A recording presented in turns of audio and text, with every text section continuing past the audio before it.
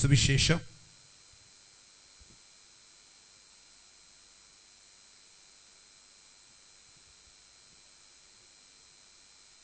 13வது அதிகாரம்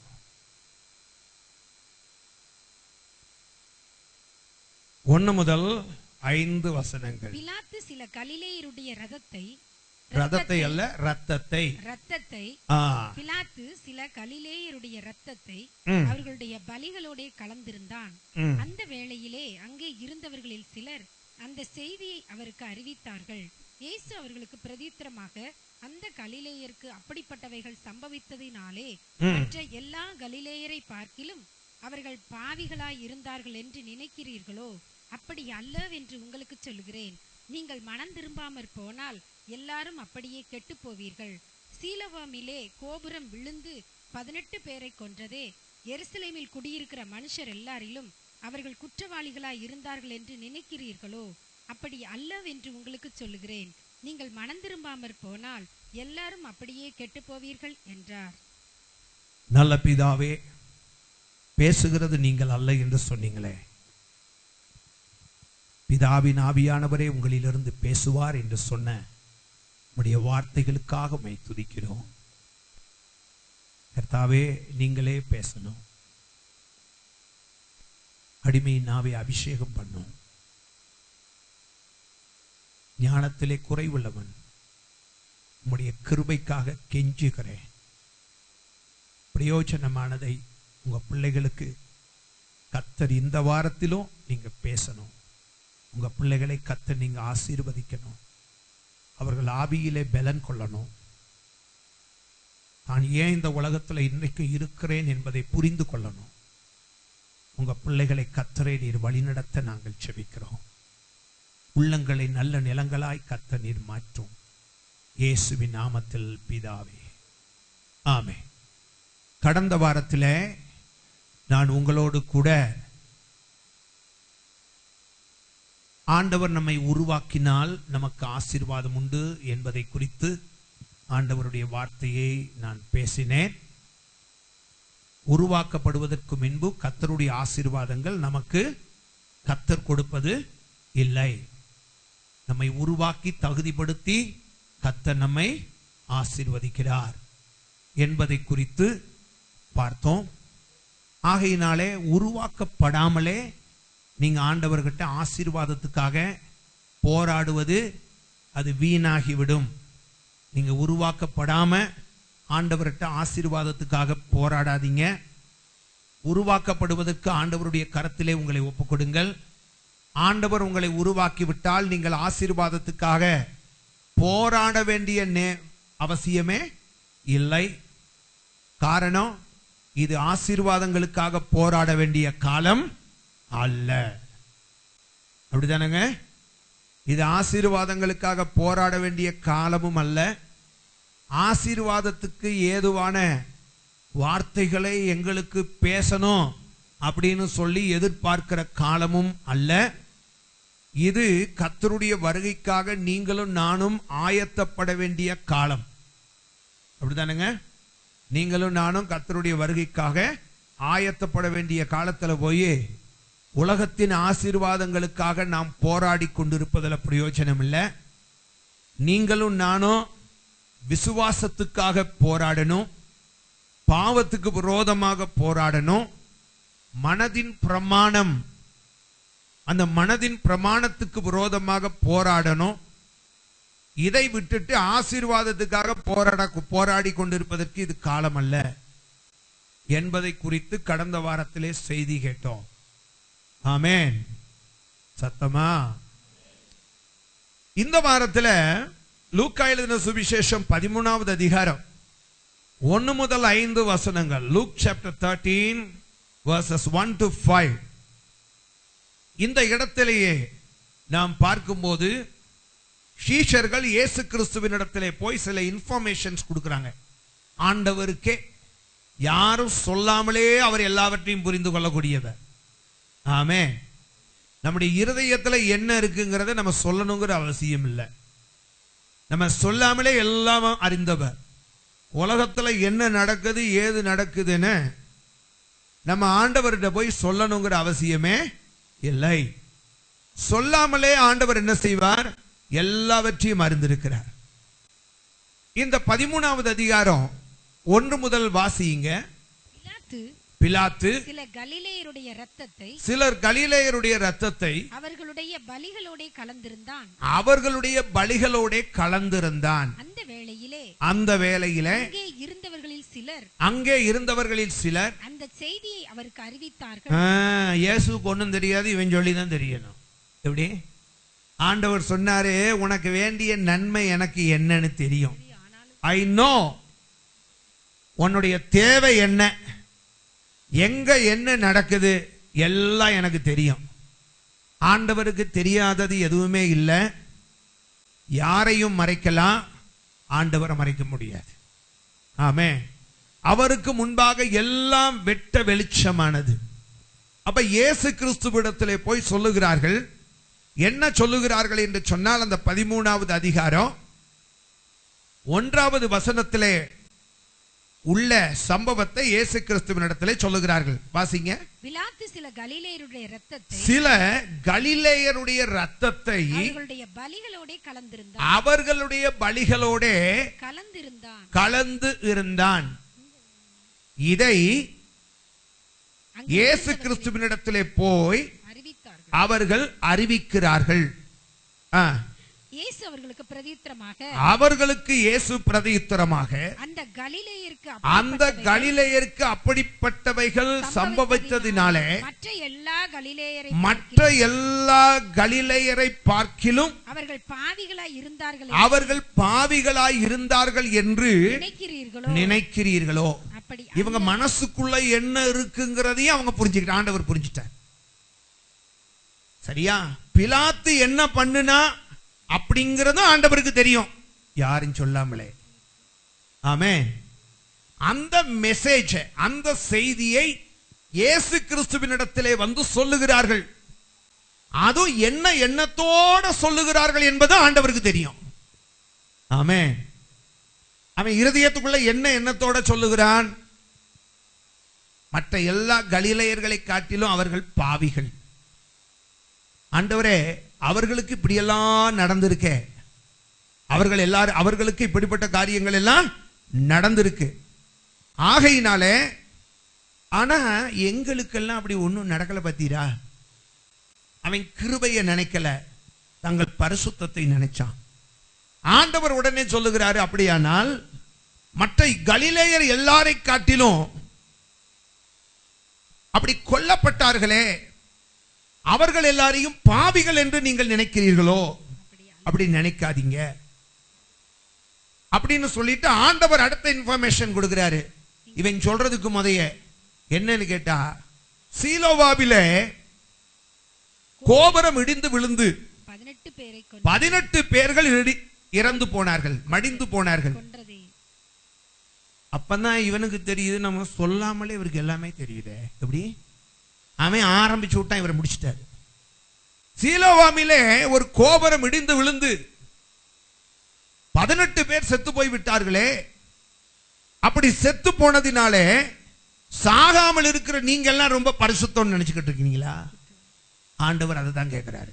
அப்படி நீங்க எல்லாம் சாகல, உங்க மேல கோபுரம் உழல, நீங்க சாகல. அப்படி நீங்க சாகாததினாலையும் கோபுரம் உங்க மேல விழாததினாலையும் நீங்கள் உங்களை பரிசுத்தவான்கள் என்று நினைத்து கொண்டிருக்கிறீர்களோ என்று ஆண்டவர் சொல்லிவிட்டு அடுத்த வார்த்தையை சொல்லுகிறார். அப்படி அல்ல, நீங்க அப்படி நினைக்கவே கூடாது. நீங்கள் மனம் திரும்பாமல் போனால் அதனுடைய அர்த்தம் என்னன்னு கேட்டீங்கன்னா, ஆண்டவர் இதுல சொல்ல விரும்புகிற காரியம் அப்படி அல்ல. பிலாத்துவினாலே சிலர் கொல்லப்பட்டாலும், சிலருடைய தலையின் மேல் கோபுரம் இடிந்து விழுந்து அவர்கள் மரித்தாலும், அவர்கள் எல்லாரும் பாவிகள், நீங்கள் பரிசுத்தவான்கள் என்று நினைக்காதிருங்கள். சாகிறது எப்படின்னு முக்கியம் இல்ல, மனம் திரும்பாம செத்தீங்கன்னு சொன்னா உங்க எல்லாருக்குமே அவங்க நிலைமை தான். என்ன அர்த்தம்? சாவு எல்லாருக்கும் வரும். யாருக்கு வரும்? ரட்சிக்கப்பட்டவனுக்கும் வரும், ரட்சிக்கப்படாதவனுக்கும் வரும். சரியா? ரட்சிக்கப்பட்டவன் அத்தனை பேரும் அப்படியே படுத்த படுக்கையில நிம்மதியா அப்படியே தரிசனத்தை கண்டு தூதர்களின் கூட்டம் அப்படியே இறங்கி வந்து அப்படியே அவர்களை தூக்கிட்டு போற மாதிரி காண்கிறதும் உண்டு. சில வேளைகள்ல பாத்தீங்கன்னு சொன்னா அவன் நினைக்காத நேரத்துல விபத்தில் அவன் சாகிறவனும் உண்டு. யாரு? ரட்சிக்கப்பட்டவன், ஆண்டவருக்குள்ளே ஜீவிக்கிறவன், கர்த்தருக்காக வைராக்கியமாய் வாழ்பவன், அவனும் விபத்திலே மரிப்பது உண்டு. அதே நேரத்தில் பாத்தீங்கன்னா அக்கிரமம் அநியாயம் பண்ணிட்டு வந்து படுப்பான், படுத்ததும் தெரியாது செத்ததும் தெரியாது, அவன் போய் சேர்ந்துட்டான். நான் சொர்க்கத்துக்குன்னு சொல்லல, உலகத்தை விட்டு போயிட்டானே. உடனே நம்ம என்ன ஒரு கணக்கு வச்சிருவோம்னு கேட்டீங்கன்னா, ஆக்சிடென்ட்ல செத்தா அவர் அக்கிரமக்காரரு, படுத்துட்டு அப்படியே அவன் செத்ததே குடல் வெடிச்சு குடிச்சு குடிச்சு குடல் வெடிச்சு செத்து போயிட்டான். உடனே நம்ம என்ன சொல்றோம்னு கேட்டீங்கன்னா, அவன் அப்படியே அப்போ செத்தா இப்படி சாகணுமா, டெய்லி 7 குவார்டர் அடி அப்படி செத்துடலாம், இப்படியே செத்துடலாம், படுத்ததும் தெரியாது சாவுறதும் தெரியாது. உடனே நம்ம ஒரு ஜட்ஜ்மெண்ட், பரவாயில்லையா செத்தா இவனை மாதிரி சாகணுமா, இவனை மாதிரி குடிச்சுன்னா இவனை மாதிரியே செத்துடலாம். ஆண்டவர் சொல்றாரு என்னன்னு கேட்டா, சாகிறது முக்கியம் இல்லப்பா, மனம் திரும்பாமல் செத்தா எவனா இருந்தாலும் அவனுக்கு இந்த நிலைமை தான். அதனால சாகிறது எப்படி செத்தோங்கிறது முக்கியம் இல்லை, பரலோகத்துக்கு போகணுங்கிற நிச்சயம் இருந்துச்சுன்னா சாவுங்கிறாரு. அல்லேலூயா. அதை தான் பவுல் சொல்லுகிறார், நான் நிச்சயம் இல்லாமல் ஓட மாட்டேன், ஆகாயத்தில் அடிக்கிறவனாக சிலம்பம் பண்ண மாட்டேன். ஆண்டவர் சீஷர்களுக்கு இதுல கற்றுக் கொடுத்த காரியம் என்னன்னு கேட்டா, சாகிறது முக்கியமே இல்லை, மனம் திரும்பாமல் செத்தால் அவன் அத்தனை பேருக்கு நிச்சயமாய் பாதாளம் உண்டு, மனம் திரும்பி செத்தால் அவனுக்கு பரலோகம் உண்டு. ஆகையினால அந்த நிச்சயத்தோட இந்த உலகத்துல வாழ்ந்து மூச்சு விடுற நேரமும் நிச்சயம் இருக்கணும், மூச்சை விடுற நேரமும் நிச்சயம் இருக்கணும், நான் எங்க போறேன்னு அப்படி வாழணுங்கிறாரு. ஆமென். ஆகையினாலே பிலாத்துவினால் கொல்லப்பட்டதுனால அவன் அத்தனை பேர் அக்கிரமக்காரன் கிடையாது. சீலோவாமுல கோபுரம் இடிந்து விழுந்து செத்ததுனால ஒருத்தன் அக்கிரமக்காரனும் கிடையாது. மனம் திரும்பாமல் செத்தா மொத்தத்துல எல்லாருக்கும் அங்கதான். மனம் திரும்பி செத்தா கோபுரம் இடிஞ்சு விழுந்து செத்தாலும் சரி, இல்லைன்னு சொன்னா படுத்த வாக்கிலேயே நீ அப்படியே நல்லா உயிர் போய்கிட்டு போனாலும் சரி, பிரசங்கம் பண்ணிக்கிட்டே இருக்கிற நேரம் உயிர் போனாலும் சரி, அது போக வேண்டிய இடத்துக்கு போய் சேர்ந்துடும். ஆகையினால சாகிறது முக்கியம் அல்ல, நிச்சயத்தோடு சாகுங்கிறாரு. ஆமென். என்ன வெந்த சிஸ்ட வாயை திறந்து சொல்லுங்க அல்லேலூயா. ஆமென் ஆமென் அல்லேலூயா. அதனால மரிக்கிறது முக்கியம் இல்ல, எப்படி மரிக்க போகிறோங்கிறது தான் முக்கியம். மரிக்கிறது முக்கியம் இல்ல, மரிச்ச பிறகு எங்க போறோங்கிறது தான் முக்கியம். ஆமென் அல்லேலூயா. இப்ப வந்து பாருங்க எவ்வளவு தூரம் நம்ம இருக்கோம், திடீர்னு சரி கட்டடம் இடிஞ்சு விழுந்துருச்சு டபக்குன்னு. என்னடா இப்படி அபசகனமா பேச இருக்கிறீங்களா? அட இடிஞ்சு விழுந்தாலும் நமக்கு என்னையா, ஆயத்தமா இருந்தா அங்கதானே போகுது. ஆமே, அங்கதானே போகுது, அதுக்கு நம்ம கவலைப்படுவானே. ஆமென் அல்லேலூயா. அதை பத்தி எல்லாம் கவலையப்படக்கூடாது. மரிச்சா நிச்சயமா எங்க போவேங்கிற நிச்சயம் இருக்கணும். சொல்லு, பரலோகத்துக்கு போவோங்கிற நிச்சயம் நமக்குள்ள இருக்கணும். இப்ப இதெல்லாம் சொல்லிட்டு அத்தனை பேரும் செத்து போயிட்டாங்க. இப்ப வந்து சொன்னாங்க பாருங்க, சொன்னவனுக்கு ஆண்டவர் சொல்றாரு, ஏதோ ஆண்டவர் உன்னை விட்டு வச்சிருக்கிறாரு, ஏதோ ஆண்டவர் உன்னை விட்டு வச்சிருக்கிறாரு. ஆமென். உலகத்திலையும் நீங்க பாருங்களேன், நம்ம கூட இந்த ஜனவரி மாசம் நம்மோடு கூட இருந்தவர்கள் எத்தனை பேர் உலகத்தில் இல்ல, நம்மோடு பழகினவர்கள் இன்றைக்கு உலகத்துல இல்ல இல்லையா? 1ஆம் தேதி நமக்கு வந்து வாழ்த்துக்கள் சொல்லிட்டு போனா அவன் இன்னைக்கு உயிரோடு இல்ல இல்லையா? அவர்கள் எல்லாம் அப்படி இருக்கிற நேரம் ஆண்டவர் இதுவரைக்கும் பிதாவாகிய தேவன் நம்ம மேல வச்ச அன்பினாலே தன்னுடைய குமாரனை நமக்காக இந்த உலகத்திலே அனுப்பி நமக்காக ரத்தம் சிந்தி உயிர் கொடுத்து, அதோடு கூட மாத்திரமல்ல நமக்கு உணவு கொடுத்து, தங்க இடம் கொடுத்து. எத்தனை பேர் பிளாட்ஃபார்ம்ல தங்கிருக்கீங்க? கை வைத்துங்க. ஒருத்தர் கூட இல்ல, பாத்தீங்களா? அது ஆண்டவர் கிருபை தானே. ஆமென். எத்தனை பேர் அங்க தங்கி இருக்கான் தெரியுமா? அவங்கள போய் பாருங்க நைட்ல. அது கூட என்னன்னு கேட்டீங்கன்னா, தான் கடை முன்னுக்கு அவன் படுக்க கூடாதுன்னு சொல்லி கடையை மூடுற நேரம் நல்ல எண்ணத்தோட தண்ணியை ஊத்தி விடுறாங்க. அவன் இங்க கூட படுக்கப்படாது. அவனுக்கு படுக்கவே இடம் இல்லாம எத்தனையோ பேர் இருக்கான். கர்த்தர் நமக்கு எவ்வளவு நல்லவர் தெரியுமா? ஆமென். நமக்கு ஆண்டவர் எண்ணத்துல குறை வச்சிருக்கிறாரு. இத்தனை நன்மைகளையும் கர்த்தர் நமக்கு செய்து இந்த உலகத்திலே ஆண்டவர் உங்களையும் என்னையும் கோபுரம் விழுந்து செத்து போனாங்களே அவங்களோடு சாகாதபடிக்கு கர்த்தர் உங்களை என்னையும் விட்டு வச்சிருக்கிறாரு. ஆமென். எதுக்காக விட்டு வச்சிருக்கிறாரு? இன்னும் சொச்சத்தை அனுபவிக்க இல்ல. ஆண்டவர் உங்களையும் என்னையும் எதுக்காக உயிரோட வச்சிருக்கிறாரு என்பதை நீங்களும் நானும் புரிந்து கொள்ள வேண்டும். ஆமென். இன்னைக்கு நிறைய பேர் பாருங்க, எதற்காக உயிர் வாழ்கிறோம்? கர்த்தர் தான் நம்மை வைத்திருக்கிறார்.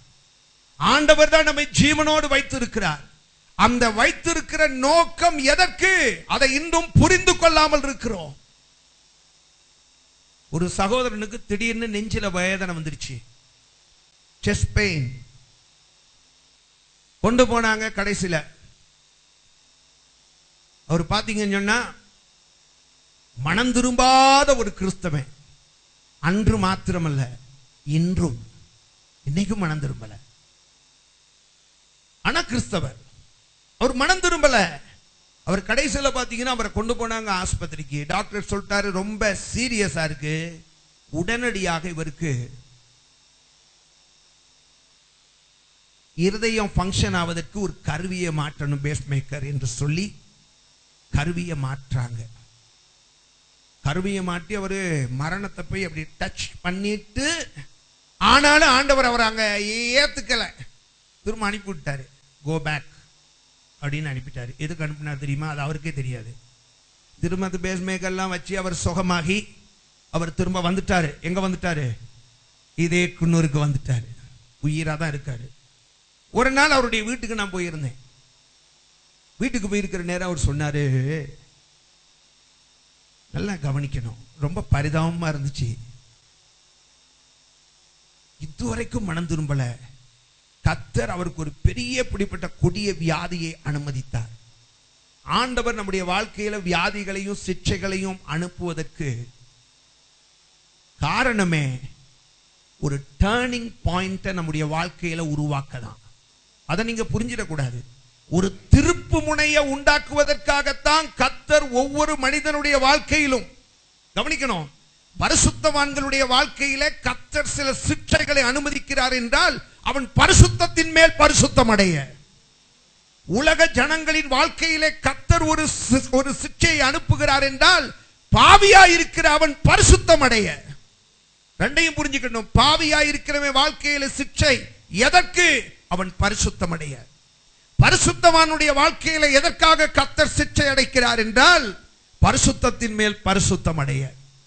அப்ப இந்த சிக்ஷைகள் நம்முடைய வாழ்க்கையில ஒரு டர்னிங் பாயிண்ட், திருப்பு முனையை உருவாக்குறதுக்காக தான் கர்த்தர் நம்ம ஜீவியத்துல சில காரியங்களை சோதனைகளாக, வேதனைகளாக, கண்ணீர்களாக இல்லையா ஆண்டவர் அனுமதிக்கிறார். இது ரகசியம். அநேகருக்கு இது புரிந்து கொள்ள முடியாது. வேதம் சொல்லுகிறது, யோபு சொல்லுகிறார், கர்த்தருடைய ரகசிய செயல் என் கூடாரத்தின் மேல் இருந்தது. ஆமென். கர்த்தருடைய ரகசிய செயல். நான் ஒரு பரிசுத்தமான மனிதன் தான், தேவனாலே சாட்சி பெற்றவன் தான். ஆனாலும் இந்த நிலைமைகள் என் வாழ்க்கையில ஏன் வந்தது என்பதை என்னால் புரிந்து கொள்ள முடியாமல் இருந்தது. ஆனால் அதே யோபு சொல்லுகிறான், இப்பொழுது புரிந்து கொண்டேன், கர்த்தருடைய ரகசிய செயல் என் கூடாரத்தின் மேல் இருந்தது. ஹல்லேலூயா. ஆமென். கர்த்தர் ஒரு காரியத்தை தேவனுடைய பிள்ளைகள் வாழ்க்கையிலே செய்கிறார் என்றால் அதுல ஒரு மிஸ்ட்ரி உண்டு. ஹல்லேலூயா. அந்த மிஸ்ட்ரி ஒரு ஹிஸ்டரியை உண்டாக்கும். அந்த ரகசியம் ஒரு சரித்திரத்தை உண்டாக்கும். ஆமென். புரியுதா? அப்ப பாத்தீங்கன்னா இந்த மனிதருக்கும் இப்படிப்பட்ட சம்பவம் நடந்துச்சு. எல்லாம் மாட்டிட்டு வந்தாச்சு. அங்க உட்கார்ந்து இருக்கிறாரு. சுகம் அடைஞ்சிட்டாரேன்னு சொல்லி அவங்க அந்த அம்மா சொன்னதுனால சரி நான் பார்க்கறதுக்காக நான் போயிருந்தேன். அப்போ ஒரு காரியத்தை சொன்னாரு. எனக்கு அந்த இடத்துல அளவும் முடியாது, ஆஹான்னு சிரிக்கவும் முடியாது. காரணம் அவர் சொன்ன காரியம் அப்படி. என்ன சொன்ன தெரியுமா?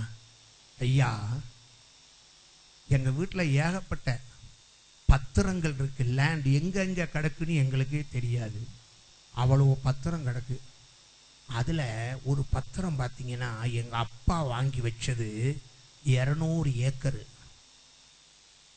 அத திடீர்னு சொல்லி அந்த பெட்டி ஏதோ ஒன்று எடுக்கிறதுக்காக தேடுற நேரம் அந்த பத்திரம் இப்பந்தாயா என் கையில கிடைச்சது.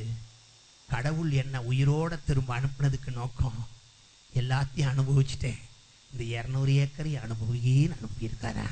கடநாசமா போற மனுஷா, இப்பயும் உணர்வு வரலனா உன்னை என்ன பண்ண? எந்த இடம் எங்க இருக்குன்னே தெரியாத அவ்வளத்தையும் அனுபவிச்சிட்டாரு. இப்ப இந்த 200 ஏக்கரையும் இதையும் அனுபவிக்க நான் என்ன கேட்கிறேன், 200 ஏக்கர் மண்ணை அள்ளி வாயிலையா போட முடியும்? இதை அனுபவிக்கிறதுக்காக கத்தர் திரும்பவும் ஆயுசை கொடுத்து அனுப்பியிருக்காரு. ஐயா, கத்தர் ஒன்னு ஆயுசோட ஏன் வச்சிருக்கிறாருங்கிறத புரிஞ்சுக்கணும். ஹல்லேலூயா. எதற்காக கத்தர் உன்னை ஆயுசோடு வைத்திருக்கிறார்? இன்னும் செய்ய வேண்டிய சொச்ச பாவம் இருக்கு, அதையும் செஞ்சு முடிக்க. இன்னும் அனுபவிக்க வேண்டிய சில காரியங்கள் இருக்கு, அதை அனுபவிக்க இல்ல. வசனத்தை நன்றாக வாசித்து தியானித்தால் கத்தர் ஏன் உன்னை உயிரோடு வைத்திருக்கிறார் என்பதை நீ புரிந்து கொள்ள முடியும். ஆமென். எதற்காக கத்தர் உன்னை உயிரோடு வைத்திருக்கிறார்? 200 ஏக்கர் இருக்கா? அதை இப்பதான் கண்டுபிடிச்சியா? தோத்திரம். அது உன்னுடைய சாப்பாட்டு இலையில ஒரு ஊறுகா மாதிரி இருக்கட்டும். ஊறுகாவையே சோறா போட்டு தின்றாத. சொல்றது புரியுதா? ஆமா, அதை இருக்கட்டும். நான் ஆண்டவர் என்னை வைத்திருக்கிற நோக்கம் என்ன, அதை புரிந்து கொள்ளணும் இல்லையா? அப்ப சீலோவாமிலே கட்டடம் இழுந்து விழுந்து 18 பேர் செத்தார்கள். பிலாத்துவினாலே சிலர் கொல்லப்பட்டார்கள். அந்த கொலையிலும் இந்த மரணத்திலும் நீங்களும் நானும் அகப்படாமல் உயிரோடு கூட கத்தர் இன்னைக்கும் விட்டு வச்சிருக்கிறார்னா அந்த பர்பஸ் என்ன, அந்த நோக்கம் என்ன? கத்தர் ஏன் என்னை இன்னும் உயிரோட வச்சிருக்கிறாரு? ஏன் ஆண்டவர் ஏன் என்ன உயிரோட வச்சிருக்கிறார்? எனக்கு புரியல. நான் ஏகப்பட்ட ஆபத்துகள்ல இந்த நீலகிரிக்கு ஊழியத்துக்கு வந்த பின்பு நான் அகப்பட்டு இருக்கிறேன். 92வது வருஷத்துல நானும் இன்னும் ஒரு சகோதரனும், எல்லாருக்கும் உங்களுக்கு தெரியும், மரப்பாலத்துக்கிட்ட 2 பஸ் அடிச்சுட்டு போச்சு இல்லையா? அதுல அடிச்சுட்டு போக வேண்டிய ஆள் நானு. 5 நிமிஷத்துல கத்தர் என்னை எஸ்கேப் பண்ணி வெளியே அனுப்பினாரு. 5 நிமிஷம். ஹல்லேலூயா. என்ன சொல்றேன் அந்த சகோதரன்கிட்ட, ஏன் கவலைப்படாதீங்க, அவருக்கு நடந்தே பழக்கம் இல்லாத மனுஷன். அவர் வந்து ஃபைனான்சியர், நல்ல ஃபைனான்ஸ் பண்றவர். எங்க போனாலும் கார்ல தான் போறவர் வர்றவர், பைக்ல போறவர் வர்றவர். அவருக்கு நடந்தே பழக்கம் இல்ல. அவரை நான் பர்லியார்ல இருந்து இவ்வளவு தூரம் கூட்டிட்டு வந்துட்டேன் நடத்திய இல்லையா? அவர் அந்த மரப்பாலத்துக்கிட்ட வந்தவனே சொல்றாரு, பாஸ்டர் மேல ரோடு இல்லைங்கிறாங்க. நான்லாம் நடந்து வரவே மாட்டேன் பாஸ்டர், திரும்ப மேட்டுப்பாளையத்துக்கு இங்க ஏதாவது ஒரு வீட்டுல காசை கொடுத்து இங்கேயே தங்கிட்டுவோம் பாஸ்டர், அதுக்கப்புறம் நம்ம என்ன செய்யலாம், ரோடெல்லாம் சரியான பிறகு நம்ம போவோம் பாஸ்டர், என்னாலெல்லாம் நடக்க முடியாதுன்ட்டாரு. உண்மைதான், நரம்பெல்லாம் சுருண்டு காலெல்லாம் வலி தாங்க முடியல 2 பேருக்கும். மலையில் அப்படியே நடந்து வரோம், பர்லியார்ல இருந்து மரப்பாலம் வரைக்கும் அந்த நேரம் நடந்திருந்தோம். அதுக்கப்புறம் குன்னூர் வரைக்கும் நடந்துட்டோன்னு வைங்க, அது அடுத்தது. ஆனா அவ்வளோ தூரம் வந்த நேரத்துல அவர் சொன்ன வார்த்தை இது. நான் என்ன தெரியுமா சொன்னேன், பிரதர் எதுக்கு பிரதர் கண்ட வீட்லயும் போய் தங்குவானே, 2 பஸ் நிக்குது பாருங்க, மேல போய் பார்ப்போம், அங்க ரோடு இல்லைன்னு சொன்னா வந்து பஸ்ல ஏறி உட்கார்ந்துக்குவோன்னு. சரி பாஸ்டர் அப்படின்னாரு. அந்த நேரத்துல அது யாரோ தெரியாது, கார்டர் ஃபேக்டரியில வேலை பார்க்கிறாராம். அவருக்கு என்ன என் மேல அக்கறையோ தெரியாது. சாரே மலையாளி, எங்க போற அப்படின்னாரு. அவரும் இன்னொரு ஆளும் இன்னொரு அம்மாவும். அப்ப நான் சொன்னேன், குன்னூருக்கு தான் சார் போறேன், அங்க அவ்வளவு பேர் இருக்காங்க ஆட்கள். அவர் சொன்னாரு, வா சாரே நம்ம இப்படியே போயிடுவோம். எப்படி? அங்க ரோடே கிடையாது, நீ போனாலும் போக முடியாது, வா.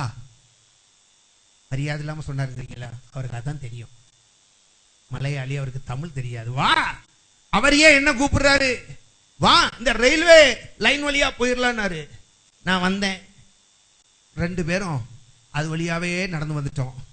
வந்து நாங்க அந்த சுரங்கத்துக்குள்ள இருக்கிறோம், மேல இருந்து மலை இறங்கிருச்சு.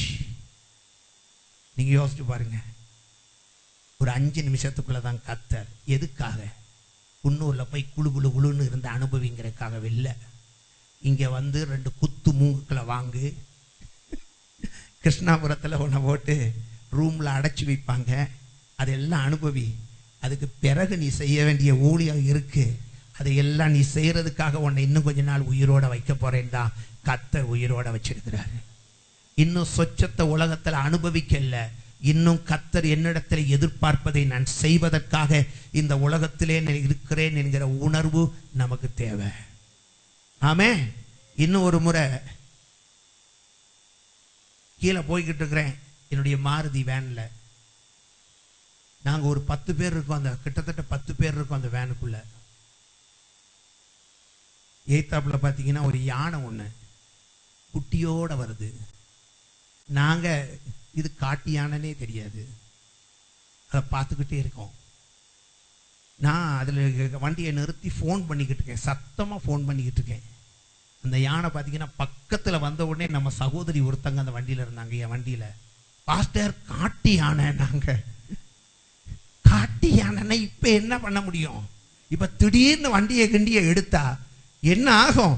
நான் அப்படியே நின்றுட்டு இங்க இருந்து ஒருத்தர் ஃபோன் பண்ணிக்கிட்டு இருக்காரு. யாருன்னு கேட்டீங்கன்னா நம்ம இங்க இருக்காரு ஜான்சன். இந்த ஜான்சன் இங்க இருந்து அங்க எனக்கு ஃபோன் பண்ணிக்கிட்டு இருக்காரு. நான் பேசிக்கிட்டு இருக்கேன். நான் இப்படி உட்கார்ந்து இருக்கேன் டிரைவர் சீட்ல, யானை இப்படி வருது குட்டியை கூட்டிக்கிட்டு. அவ்வளவு பக்கத்துல வந்த பிறகு நான் ஃபோன் பண்ணிக்கிட்டே இருக்கேன். அது என்னை தாண்டி போய் என் வேனுக்கு பின்பக்கத்துல பள்ளத்துல இறங்கி போயிடுச்சு. எத்தனை ஆபத்துகள் தெரியுமா? எத்தனை ஆபத்துகள் இல்லையா? ஒருத்தன் வந்து நிக்கிறான், என்ன ஒருத்தன் அடிக்கிறதுக்கு கிட்டத்தட்ட 100 பேர் கிருஷ்ணாபுரத்துல வந்து நிக்கிறாங்க. அதுவும் பாத்தீங்கன்னா கம்பு, அகப்பை, இரும்பு. இன்னைக்கு கிருஷ்ணாபுரத்துல ஒரு சரித்திரம் ஐயா, என் காது கேட்க சொல்றான். இன்னைக்கு கிருஷ்ணாபுரத்துல நான் போய் சொல்லல, சார்ல்ஸ் இருக்கிறீங்களா அவர்கிட்ட கேளுங்க, நானும் அவர் தான் அங்க போயிருக்கிறோம். என்ன ஒரு ரூமுக்குள்ள வச்சுட்டாங்க சரியா? இன்னைக்கு கிருஷ்ணாபுரத்துல ஒரு கொலை நடக்க போகுது அப்படின்னு சத்தமா சொல்றாங்க. 7:20 அங்க போனேன், 8:20 வரைக்கும் உள்ள இருந்தேன். நானும் இறங்க போறது கிடையாது, அவனும் போறது கிடையாது. ஒரு 100 பேர் அங்க நிக்கிறாங்க, ஆம்பளைகள் பொம்பளைகள் எல்லாம் அங்க நிக்கிறாங்க.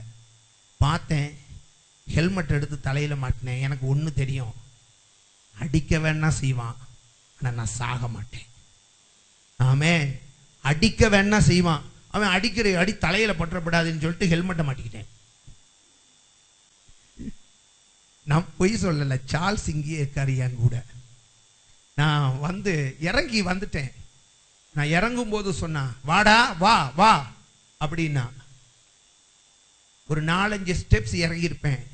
அடுத்த வார்த்தை சொன்னா, ஃபாதர் மேல ஒருத்தனும் கை வைக்க கூடாதுன்னு. ஏன்னு கேட்டா, இந்த குன்னூர்ல இன்னும் நான் செய்ய வேண்டிய காரியம் இருக்கு. ஒருத்தனை என்ன ஒண்ணு செய்ய முடியாது. ஆமே. ஒருத்தரும் ஒண்ணு என்ன செய்ய முடியாது. காரணம், கர்த்தர் என்னை ஜீவனோடு வைக்க விரும்பினால் ஒருவனும் என்னை கொல்ல முடியாது. ஆமே. அப்ப நான் இறங்கி வந்தேன். இறங்கி வந்த உடனே என்னை சுற்றிலும் விஐபிஸ்க்கு அப்படியே வேலி அடைக்கிற மாதிரி ஒருத்தன் கையை ஒருத்தன் பிடிச்சி, ஒருத்தன் கையை ஒருத்தன் பிடிச்சி நடுவில் நிற்கிறேன் நான். கடைசியில் அவன் சொன்னா, என்னை அவ்வளவு தூரம் பேசணுமே நீ, அவன் சொன்ன வார்த்தை என்னன்னு கேட்டீங்கன்னா, இன்னொருத்தனை பார்த்து, ஃபாதர் பைக்கில் ஏற்றி பஸ் ஸ்டாண்ட் வரைக்கும் கொண்டு போய் விட்டு வந்துரு அப்படின்னா. எனக்கு செக்யூரிட்டி அவனே தான் போட்டான். அவனே தான் எனக்கு செக்யூரிட்டி போட்டான். ஏன்னு கேட்டா, நான் உயிரோடு இருக்கணும். அது கர்த்தருடைய திட்டம். ஒருத்தன் கூட என் மேல கையை வைக்கல. என்னை கொண்டு வந்து பஸ் ஸ்டாண்ட்ல விட்டான். நான் பைக் எடுத்துட்டு வந்துட்டேன். அதுக்கப்புறம் சார்ல்ஸ் நடந்து தான் வந்தாரு பாவம். சரியா? எதுக்காக சொல்றேன்னா, கர்த்தர் நம்மளை உயிரோட வச்சிருக்கிறார். என்ன கர்த்தர் உயிரோட? கர்த்தர் தான் வச்சிருக்கிறாரு. நான் உயிரோட எத்தனை சொல்லுவாங்கல்ல கண்டம், ஏகப்பட்ட கண்டங்களை இந்த ஊழியத்துக்கு வந்த பிறகு குன்னூர்ல நான் சந்திச்சிட்டேன். ஆனாலும் கூட கர்த்தர் என்னை உயிரோடு வைத்திருக்கிறார். சொச்சம் இருக்கிற 200 ஏக்கரை அனுபவிக்க அல்ல, செய்ய வேண்டிய வேலைகள் நிறைய உண்டு. இவனை கொண்டு செய்யணும், அதை நான் உணரணும். அந்த உணர்வு எனக்குள்ள இருக்கணும், உங்களுக்குள்ளேயும் அந்த உணர்வு இருக்கணும். அல்லேலூயா. சில சொல்லுவாங்க, அப்பா என் பிள்ளைக்கு எல்லா காரியங்களும் ஒழுங்காகி வந்துகிட்டு இருக்கு, அது முடிச்ச பிறகு மூச்சை விட்டா கூட பரவாயில்லையா. அடப்பாவி, உன் காரியம் முடிஞ்ச உடனே உயிர் விட்டணுமா? இல்ல, கர்த்தர் உன்னை உயிரோட வச்சிருக்கிறது உன் பிள்ளைய ஒருத்தன் கையில கட்டி கொடுப்பதற்காக அல்ல. ஆமென். புரியுதா? சிலர் சொல்லுவாங்க, கோஆபரேட்டிவ் பேங்க்ல இருக்கிற நகையெல்லாம் மீட்டுட்டேன்னா அதுக்கப்புறம் உயிர் போனாலும் பரவாயில்லையா. கர்த்தர் உன்னை அதுக்காக உயிரோட வைக்கல. ஆமென். அதுக்காக கர்த்தர் உன்னை உயிரோட வைக்கல. கர்த்தர் உன்னை உயிரோட வைத்திருக்கிற ஒரு நோக்கம் உண்டு. அல்லேலூயா. அது என்ன நோக்கம்? அந்த நோக்கத்தை உணர்ந்து நீங்களும் நானும் வாழணும். எதுக்காக கர்த்தர் உயிரோட வச்சிருக்கிறாரு இன்னைக்கும் நம்மள? லூக்கா எழுதின சுவிசேஷம் 13வது அதிகாரம் 6 முதல் 9 வசனங்கள். அப்பொழுது அவர் ஒரு உவமையையும் சொன்னார். ஒருவன் தன் திராட்சை தோட்டத்தில் ஒரு அத்திமரத்தை நட்டிருந்தான். ஒருவன் தன் திராட்சை தோட்டத்திலே அத்திமரத்தை நட்டியிருந்தான். அவன் வந்து அதிலே கனியை தேடின போது, தான் வைத்த அந்த தோட்டத்திலே அவன் வந்து கனியை தேடுகிறான். ஒன்றும் காணவில்லை. அங்கே ஒன்றையும் அவன் காணவில்லை. ஒரு கனியை கூட அந்த மரத்துல காணல. அப்பொழுது அவன் தோட்டக்காரனை நோக்கி இதோ 3 வருஷமா இந்த அத்திமரத்திலே கனியை தேடி வருகிறேன். ஒன்றையும் நான் காணவில்லை. இதை வெட்டி போடு. இது நிலத்தையும் ஏன் கெடுக்கிறது என்றான். அதற்கு அவன், ஐயா, இந்த ஒரு வருஷமும் இருக்கட்டும் ஐயா, நான் இதை சுற்றிலும் கொத்தி எரு போடுவேன். கனி கொடுக்க ஐயா. அப்படி கொடுக்கலன்னா அதுக்கப்புறம் வெட்டி போட்டுருவோம் ஐயா அப்படின்னா. இந்த இடத்துல நீங்க பாத்தீங்கன்னு சொன்னா, இந்த இடத்துல நான் பார்க்கும்போது தன் திராட்சை தோட்டத்திலே ஒரு அத்தி மரத்தை அவன் வைத்தான். தன்னுடைய திராட்சை தோட்டத்தில். அப்ப அவனுக்குன்னு ஒரு திராட்சை தோட்டம் இருந்துச்சு. உங்களுக்கு தெரியும், திராட்சை தோட்டத்தை தன்னுடைய திராட்சை ரசம் லீஸுக்கு எடுக்கல, இவர் வாடகைக்கும் எடுக்கல. அடுத்தவன் திராட்சை தோட்டத்திலையும் இவன் கொண்டு போய் இந்த மரத்தை வைக்கவில்லை. தன்னுடைய திராட்சை தோட்டத்திலே அவன் கொண்டு போய் வைத்தான். இல்லையா? தன்னுடைய திராட்சை தோட்டம். திராட்சை தோட்டத்தை வாங்குறது உங்களுக்கு தெரியும். அதை எடுத்து விளக்கமா சொன்னா இன்னைக்கு நான் 2 பாயிண்ட் கூட பேச முடியாது. நீங்க ஏசாயா தீர்க்கதரிசியின் புஸ்தகத்துல நீங்க வாசித்து பார்ப்பீர்களே ஆனால் 5வது அதிகாரம் ஏசாயா 5:2 என் நேசருக்கு ஒரு திராட்சை தோட்டம் உண்டு. அந்த திராட்சை தோட்டம் அவர் அப்ப தனக்குன்னு ஒரு திராட்சை தோட்டத்தை அவர் வாங்கி அதை அவர் வேலி அடைத்து அதிலே கற்களை பொறுக்கி. நல்லா கவனிக்கணும். அப்ப அவர் தோட்டத்தை வாங்கின உடனே என்ன பண்ணிட்டாரு? வேலி அடைச்சாரு.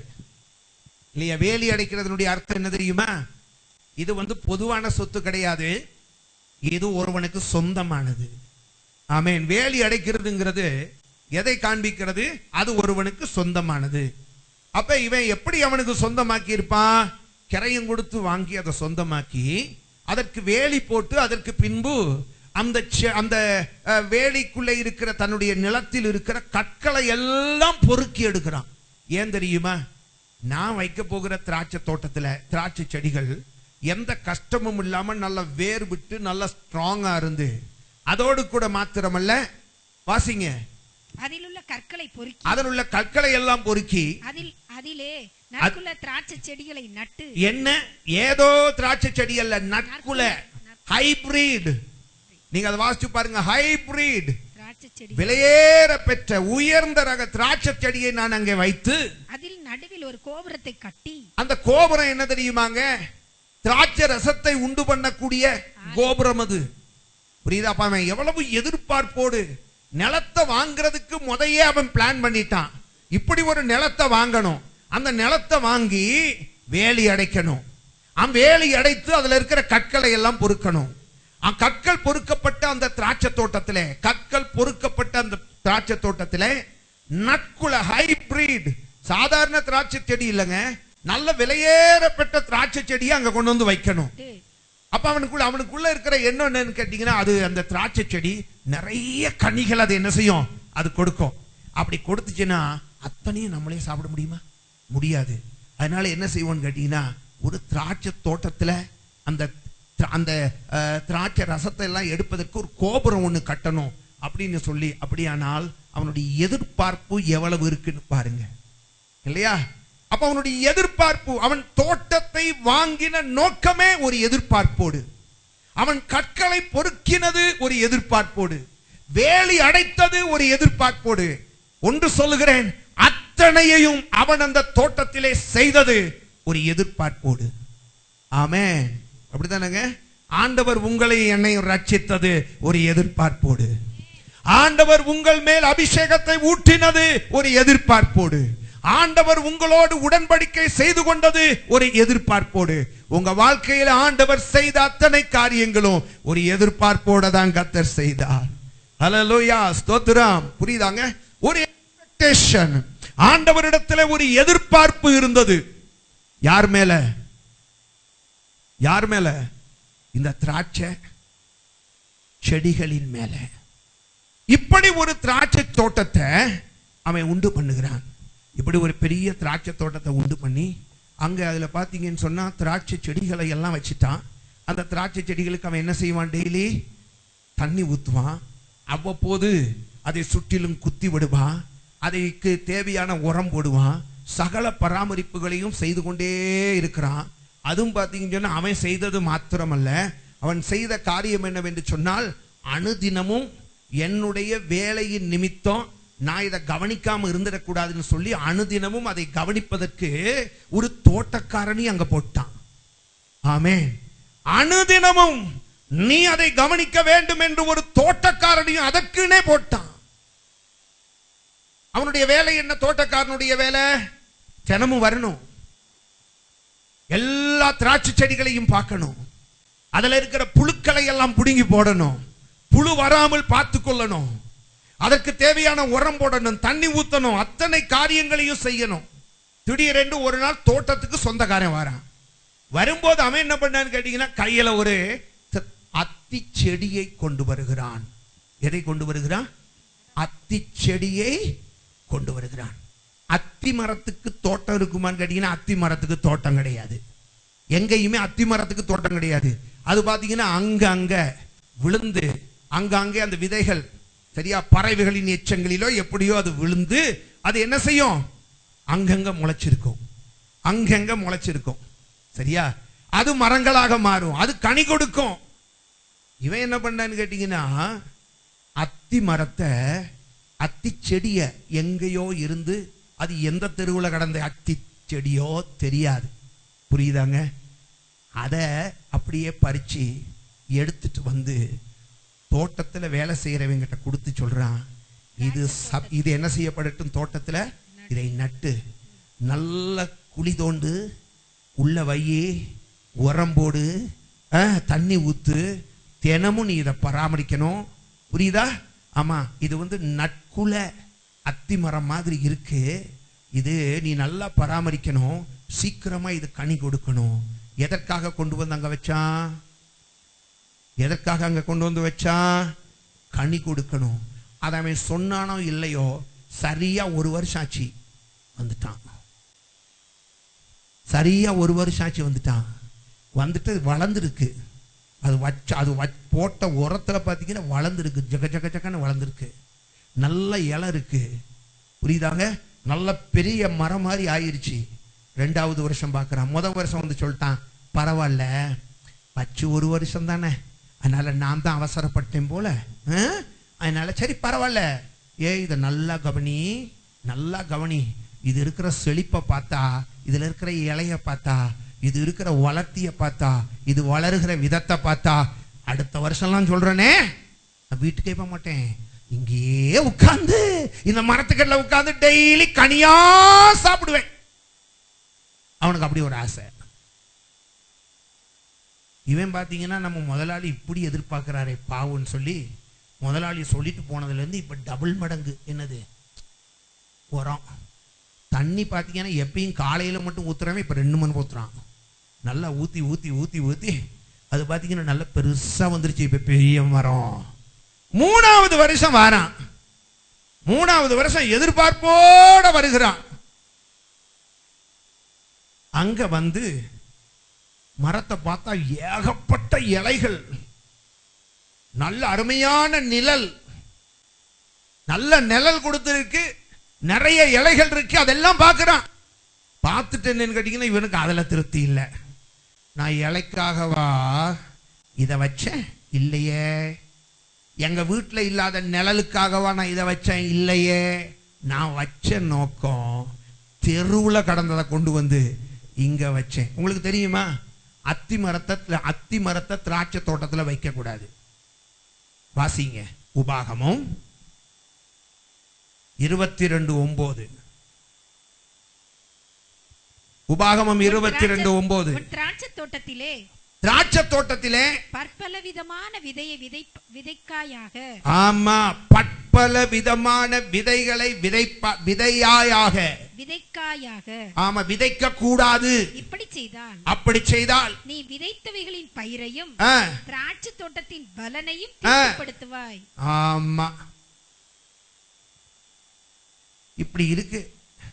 கண்ட விதைகளையும் கொண்டு வந்து என்ன செய்யக்கூடாது? விதைக்க கூடாது. அது அத்தி மரத்தை கொண்டு வந்து வைக்க கூடாது. அது தெருவிலேயே வளரும். அதை குறித்து நான் பார்த்துக்குவேன்னு ஆண்டவர் சொன்னாரு. அதுக்கு பேர் காட்டு அத்தி மரம். அதுக்கு பேர் என்னங்க? ஆனா தோட்டக்காரன் என்ன பண்ணான் தெரியுமா? தோட்டத்துக்கு சொந்தக்காரன் ஆனாலும் காட்டில் கடந்ததை கொண்டு வந்து பறிச்சு கொண்டு வந்து எதுக்குள்ள வச்சான்?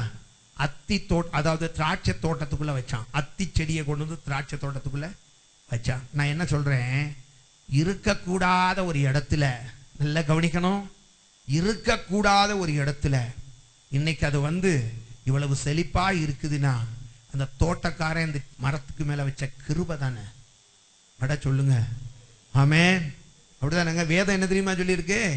பாவிகள் நீதிமான்களுடைய சபையிலே நிலை நிற்பது இல்லை. ஆமென். நீங்களும் நானும் யாராயிருந்தோம்? கர்த்தர் நம்மளை கொண்டு வந்து எங்க வச்சிருக்காரு? சபையில வச்சிருக்கிறார்ல. அது என்னதுன்னு கேட்டேன். அது கிருபை தானே. அல்லேலூயா. அதுவும் கர்த்தர் சும்மா சபையில வைக்கல, ஆவிக்குரிய சபையில வச்சிருக்கிறாரு.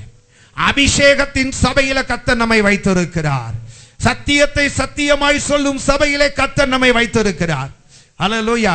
வச்சு பாருங்க, டாக்டர் ஒருத்தர் இதுக்கு பாஸ்டரா இல்ல, சரியா?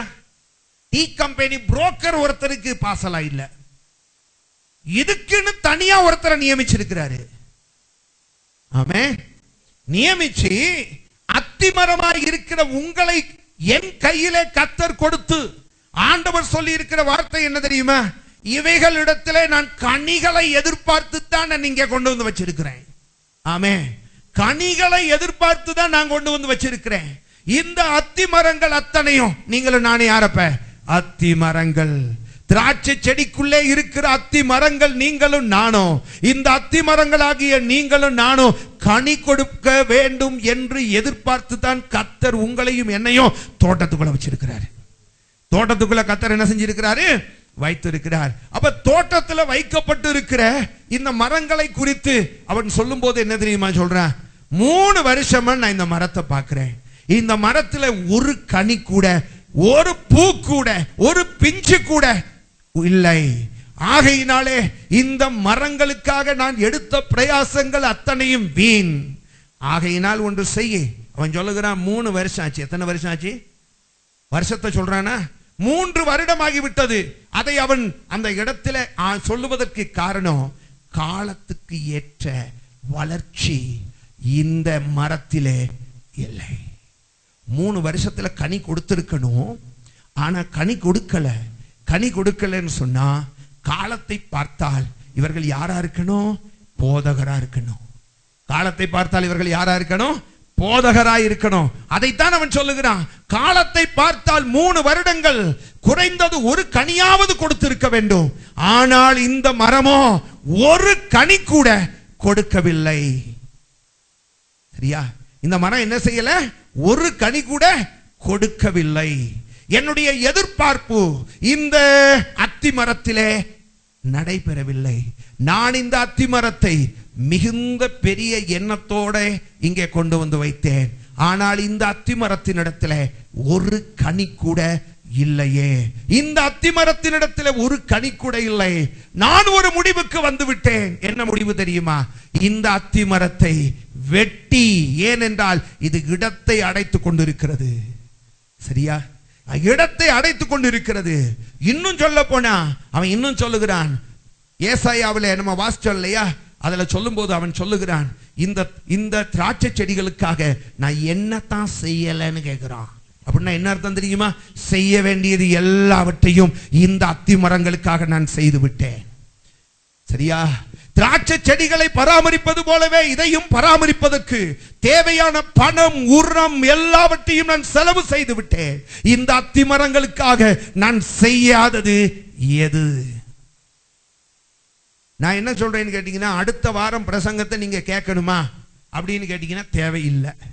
இதுவரைக்கும் கேட்ட பிரசங்கத்தின்படி நடந்தாலே நாளைக்கு செத்தீங்கன்னா பரலோகம் போயிடலாம். சரியா? அடுத்த மாசம் இல்லை, அடுத்த வாரம் எல்லாம் தேவையில்லை. ஆண்டவரே இன்னும் ஒரே ஒரு பிரசங்கம் மட்டும் கேட்டிருந்தா நான் சொர்க்கத்துக்கு வந்திருப்பேன்னு சொல்ல வேண்டிய அவசியமே இல்லை. இதுவரைக்கும் கேட்டது எதையுமே மறைக்கல. பரிசுத்த ஆவியானவர் தனக்கு என்று எதையும் மறைக்காமல் ஒவ்வொரு வாரத்திலும் உங்களுக்கு தேவையான சகல சத்தியத்துக்குள்ளும் அவர் உங்களை நடத்தி கொண்டிருக்கிறார். ஆமென். இதுவரைக்கும் நீங்கள் கேள்விப்பட்டவைகளை நீங்கள் கை கொண்டாலே போதும், அடுத்த ஞாயிற்றுக்கிழமை பிரசங்கத்தை நீங்க கேட்காமலே பரலோக ராஜ்யத்துக்குள்ள போகலாம். இதைத்தான் ஏசாயா தீர்க்கதரிசியின் மூலமா சொல்லுகிறார். இந்த திராட்சை செடிகளுக்கு நான் எவைகளை செய்யவில்லை, செய்ய வேண்டிய எல்லாவற்றையும் நான் செய்து விட்டேன். எல்லாவற்றையும் செய்து விட்டேன். தண்ணீரை உறிஞ்சியது, உரத்தை சாப்பிட்டது. சரியா? திராட்சை தோட்டத்தின் ஊழியக்காரனுடைய எல்லா பராமரிப்புகளையும் அனுபவித்தது. ஒரு குறையுமே நான் வைக்கல. அத்தனையும் நான் செய்தும் கூட இதனிடத்திலே ஒரு கனியும் இல்லாததினால் சொன்ன வார்த்தை என்ன தெரியுமா? இதை நீ வெட்டி போடு. கோபத்தோடு சொல்கிறான், இதை நீ வெட்டி போடு. இதற்கு மேலே இதற்கு நாட்களையும் காலங்களையும் பொருளையும் பிரயாசத்தையும் செலவு செய்ய வேண்டாம். வெட்டி போட சொல்லிட்டான்.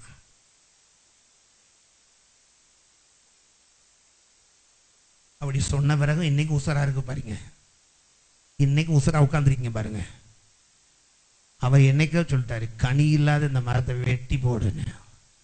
ஆனா இன்னைக்கும் உயிரா இருக்கிறீங்க. காரணம் என்ன தெரியுமா? அடுத்த வசனத்தை வாசிங்க. வெட்டி போடு, இது நிலத்தையும் ஏன் கெடுக்கிறது? ஏன் கெடுக்கிறது? ஐயா ஐயா இந்த வருஷமும் இருக்கட்டும். ரவி, இன்னும் ஒரு வருஷம்.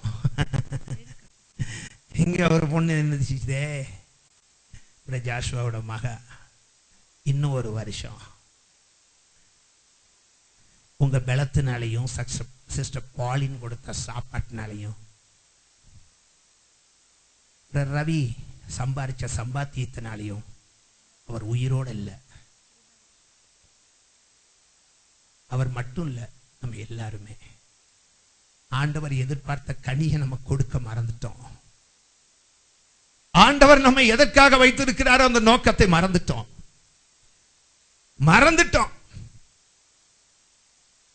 இப்ப எப்படியா உயிரோட இருக்கிறோம்? தோட்டக்காரன் சொல்லிட்டான், வெட்டி போடு. தோட்டத்துல பிரயாசப்படுறான் பாருங்க. அவன் சொல்றான், ஐயா ஐயா இன்னும் ஒரு வருஷம், ஐயா ஒரு வாய்ப்பை கொடுங்க. இன்னும் ஒரு வருஷம், இன்னும் ஒரு வருஷம். ஒவ்வொரு வருஷமும் நீங்களும் நானும் காண்பது இயேசு கிறிஸ்து பிதாவின் இடத்தில் கெஞ்சுகிற கெஞ்சல். நாம் உயிரோடு கூட இருக்கிறோம், ஜீவனோடு கூட இருக்கிறோம். அது நம்மால் உண்டானதல்ல. இயேசு கிறிஸ்து பிதாவின் இடத்தில் கெஞ்சுகிற கெஞ்சல். ஐயா, one more year, இன்னும் ஒரு வருஷம், இன்னும் ஒரு வருஷம், இன்னும் ஒரு வருஷம். நம்பிக்கையாய் வைங்கப்பா. பிதாவினிடத்திலே குமாரனாகி இயேசு கிறிஸ்து பரிந்து பேசுகிறதுனால தான் உயிரோடு இருக்கிறோம், ஜீவனோடு இருக்கிறோம். என்னுடைய 100% விசுவாசம் அதுதான். நாம் உயிரோடு இருப்பது கர்த்தர் என்ன நோக்கத்தோட உயிரோட வச்சிருக்கிறாரோ தெரியாது. ஆனா ஒரு ஜாஷுவா இல்லாட்டி ஆண்டவர் எத்தனையோ கற்களை கொண்டு தான் செய்ய வேண்டியதெல்லாம் அவரால் செய்ய முடியும். ஒரு கல்லை கொண்டு ஆண்டவராலே எல்லாம் செய்ய முடியும். ஆனாலும் கூட கர்த்தர் என்னை, நான் இன்றைக்கு ஜீவனோடு கூட இருக்கிறேன் அப்படின்னு சொன்னா, இயேசு கிறிஸ்து பிதாவை பார்த்து, ஐயா இன்னும் ஒரு வருஷம், அவருடைய கெஞ்சலினால தான் நான் உயிரோடு கூட இருக்கிறேன். எத்தனை பேர் விசுவாசிக்கிறீங்க? அவர் கெஞ்சலனா போன வருஷம் உங்களுக்கு வந்த வியாதி என்ன? புல்லு முளைச்சிருக்கையா? அம்மா உனக்கு என்னமோ நடந்திருக்கும், புல்லு முளைச்சிருக்கும், உன் நிலைமை எதுவா இருக்குமோ தெரியாது. ஆனால் உனக்கு கொடிய வியாதி வந்தும் பலவீனங்கள் வந்தும் செத்து போகலாம் என்கிற எண்ணம் வந்தும் அத்தனை சூழ்நிலைகள் வந்தும் இன்றைக்கும் ஜீவனோடு கூட இருக்கிறாய் என்றால் இயேசு கிறிஸ்து பிதாவை பார்த்து, ஐயா இன்னும் ஒரு வருஷம் இந்த உணர்வு நமக்குள்ள இருக்கட்டும். ஆமே. அவருக்கு பாருங்க, நம்ம மேல இருக்கிற நம்பிக்கை, இன்னும் ஒரு வருஷம், 1 more year, கனி கொடுப்பான். கனி கொடுப்பதற்கு தேவையான எல்லாவற்றையும் நான் செய்கிறேன். என்ன கனி எல்லாம் கொடுக்கணுமோ அந்த கனி கொடுப்பதற்கு தேவையான எல்லாவற்றையும் செய்கிறேன். ஐயா நீங்க எடுத்து போடாதீங்க, கொஞ்சம் பொறுமையா இருங்க ஐயா, கொஞ்சம் அவசரப்பட்டுறாதீங்க ஐயா. புரியுதா? ஆண்டவர் சோதோமை அழிப்பதற்கு ஆண்டவர் திட்டமிட்ட போது இதைத்தான் கேட்டான் ஆபிரகாம். ஆண்டவரே 10 பேர் இருந்து அனுப்பிடாப்பா. எவ்வளவு விலையேற பெற்றவங்க, எவ்வளவு விலையேற பெற்றவர்கள். 10 பேர் இருந்து அழிச்சிருவீரா ஆண்டவரே? 10 பேர் இருந்து அழிப்பீரா? நோ, நான் அனுமதிக்கவே முடியாது. நீர் அதை அழிப்பதற்கு நான் அனுமதிக்க முடியாது ஆண்டவரே. ஆபிரகாம் கெஞ்சினான். ஆபிரகாமுடைய கெஞ்சல் தான் சோதோமுடைய அழிவு தள்ளி போடப்பட்டதற்கு காரணம். நீங்களும் நானும் இன்றைக்கும் உயிரோடு இருந்து அழிந்து போகாமல், மரணத்தை சந்திக்காமல் ஜீவனோடு இருப்பதற்கு ஒரு காரணம் உண்டு. இயேசு கிறிஸ்துவை நினைத்துக் கொள்ளுங்கள், அவர் தான் அதுக்கு காரணம். கெஞ்சிறார், ஐயா வேண்டாம், அழிச்சிடாதீங்க, அவசரப்பட்டுறாதீங்க. நீங்க எல்லா பிரயாசமும் பட்டீங்க, உண்மைதான். இந்த அத்திமரத்துக்காக வேண்டி என்னையும் நீங்க தான் அப்பாயின்ட் பண்ணி இருக்கீங்க. இயேசு சொன்னாரு, புரியுதா? உங்க ஒரே மகனை என்ன இங்க அனுப்பி இருக்கிறீங்க, எல்லாம் நீங்க தான் செஞ்சிருக்கிறீங்க. ஆனா ஒண்ணு, அவசரப்பட்டுறாதீங்க, இந்த ஒரு வருஷம். உடனே தோட்டக்காரன் சரி பராமரி, அல்லேலூயா, உடனே நமக்கு ஒரு பர்த்டே கேக் வெட்டி கொண்டாடிடுறோம். அவர் இறக்கப்பட்டதுனால தான் நமக்கு கொண்டாட்டம். அவரும் நம்மளை கண்டுக்கிடலான்னு வைங்க, நமக்காக கெஞ்சலைன்னா கொண்டாட்டம் கிடையாது, பாட்டு தான். எருசலேம் என் ஆலயம். அந்த நிலைமை வராம இதுவரைக்கும் இருக்கிற காரணம் அவர் நமக்காக பரிந்து பேசுகிறார். ஆமென், ஆமென். அப்படிதானுங்க? அல்லேலூயா. புரியுதா? அது நல்லா புரிஞ்சுக்கங்க. இயேசுவை நினைக்கிற நேரமா சும்மா நினைக்கப்படாது. சிலருக்கு ஆத்திரம் அவசரம் வந்தால் தான் இயேசு நினைப்பே வரும். காசு தேவைன்னா இயேசும் தேவைன்மா. இப்படி காசு தேவைன்னா இயேசும் தேவைன்னா இல்லை இல்லை. எங்கேயாவது ஒரு சாவை எடுத்துட்டு போற நேரம் பார்த்தீங்கன்னா சொல்லுங்க, அப்பா ஒரு வேளை இந்த பாடையில் நான் தான் இருந்திருக்கணும், நான் போகாமல் நடந்து போய்கிட்டு இருக்கேன்னா காரணம் எனக்காக நீங்கள் அங்கே கத்திட்டீங்க, அங்கே சத்தம் போட்டீங்க, நீங்கள் அங்கே கூப்பாடு ஓட்டீங்க எனக்காக. அதனால தான் நான் நடந்து போய்கிட்டு இருக்கேன், அவன் பாடையில் போய்கிட்டு இருக்கான். அதனால தான் நான் நடந்து போய்கிட்டு இருக்கேன், அவனை தூக்கிட்டு போகிறாங்க. என்னைக்கும் மறக்கப்படாது. மறப்பீங்களா? மறந்துட்டீங்கன்னா அவ்வளோதான், பஞ்சர் ஆயிரும். பார்த்துங்க. அவருடைய கிருபையினால தான் நம்ம என்ன செய்கிறோம்? உயிரோடு கூட இருக்கிறோம். சரியா? எதற்காக வைக்கப்பட்டிருக்கிறோம்? கனி கொடுக்க. அப்ப நமக்கு இன்னும் ஒரு வருஷத்தை ஆண்டவர் கூட்டி கொடுத்திருக்கிறாரு. எதற்காக? கனி கொடுக்க. கனி கொடுக்காம சிலர் சொல்லுவாங்க, நான் தான் நிழல் கொடுக்குறேன். இல்லை, உன் நிழலை கொண்டு போய் குப்பையில போடு. நான் தான் விறகு கொடுக்குறேன். இல்லை, விறகு எதுக்குன்னு கேட்டேன். உன் விறகு எனக்கு தேவையில்லை. கர்த்தர் எதிர்பார்க்கிறத கொடு. ஆண்டவர் எதிர்பார்க்கிற சிலர் சொல்லுவாங்க என்னன்னு கேட்டீங்கன்னா, நான் தான் ஊழியம் செய்யறேன். இல்லை, கனியை தான் எதிர்பார்க்கிறார். உன் ஊழியத்தை கர்த்தர் எதிர்பார்க்கல. நான் தான் ஆவியில நிரம்புறேன் இல்லை, உன் ஆவியில நிரம்புறதுல ஆண்டவர் எதிர்பார்க்கல, கனியை தான் கர்த்தர் எதிர்பார்க்கிறார். ஆமென், ஹல்லேலூயா. கர்த்தர் உன்கிட்ட எதிர்பார்க்கிற கனிக்கு there is no substitute. அதுக்கு நிகரானது எதுவும் கிடையாது, எதுவும் கிடையாது. எதிர்பார்க்கிற கனியை கொடுத்தா ஆமென், ஆயுசு பெருகும், ஆயுசு பெருகும். இல்லைன்னா ஏற்கனவே சொல்லிட்டாரு, வெட்டி அடுப்புக்குள்ள வையின்னு வச்சிடாம பாத்துக்கங்க. புரியுதா? அல்லேலூயா. அதனாலதான் அவர் சொன்னாரு, வேதம் சொல்லுகிறது நம்முடைய காலங்கள்லாம் அவர் கையில தான் இருக்கான். ஆமென். ஐயான்னு கூப்பிடலன்ட்டார், நம்ம மறந்துட்டாருன்னு வைங்க, நம்மள ஐயா அப்படின்னு நம்மளை நினைச்சு கூப்பிடலன்னா நம்ம நிலைமை பரிதாபம் தான். அதனால அத்தி மரம் கனி கொடுக்கும்படிக்கு தெருவில் இருந்ததை கொண்டு போய் திராட்சை தோட்டத்துக்குள்ள வச்சிருக்காரு. சபைக்குள்ள கத்தர் வச்சிருக்கிறாரு. கனி கொடுங்க, கத்தர் எதிர்பார்க்கிற கனியை கொடுங்க. சரிங்க, இது முதலாவது கனி கொடுப்பதற்காக. என்ன கனி, ஏது கனி, இதெல்லாம் நம்ம இப்ப சொல்லிக்கிட்டு இருக்கிறக்கு எனக்கு நேரம் இல்லை. இரண்டாவது, கர்த்தர் நம்மை ஜீவனோடு வைத்திருப்பதற்கு காரணம். சங்கீதம் 118:17 சுருக்கமா சொல்லிட்டு போறேன். சங்கீதம் 118:17, Psalm 118:17. நான் சாவாமல் பிழைத்திருந்து அவருடைய செய்கைகளை விவரிப்பேன். நான் சாகாமல் பிழைத்திருந்து கர்த்தருடைய செய்கைகளை விவரிப்பேன். எதற்காக நான் சாகாம இருக்கிறேன் இது வரைக்கும்? இப்ப புரியுதா? ஒருவனும், வசனமே சொல்லி இருக்கு, ஒருவனும் தான் சாகாதபடிக்கு தன்னை என்ன செய்ய முடியாது, காத்துக்க முடியாது. முடியுமா? நம்ம பாருங்க, அவசரப்பட்டு பாத்தீங்கன்னா நம்முடைய அது என்ன சொல்றது, நம்முடைய வெப்பராளம்னு சொல்லலாமா, இல்லாட்டி நம்மளோட தாகம், நம்ம விருப்பம், நம்ம பாத்தீங்கன்னு சொன்னா ஒருத்தருக்கு சோகம் இல்லைன்னு சொன்னா உடனே கொண்டு வரோம் ஆஸ்பத்திரிக்கு. அவங்க சொல்ற மாதிரி என்ன செய்யறோம்னு கேட்டீங்கன்னா, கோயம்புத்தூருக்கு கொண்டு போறோம். கோயம்புத்தூருக்கு போன உடனே டாக்டர் சொல்றாரு இங்க வைக்க முடியாது, உடனே சிஎம்சிக்கு கொண்டு போங்க, வெள்ளூருக்கு உடனே அங்க போறோம். ஏன்? எப்படியாவது காப்பாற்றணும், எப்படியாவது காப்பாற்றணும். இன்னும் சொல்றேனே, இந்த வியாதி மரணத்தை கொண்டு வரும், இந்த வியாதி மரணத்தை கொண்டு வரணும். அந்த மரணத்தை நம்ம என்ன செஞ்சிடணும், ஜெயிச்சிடணும்.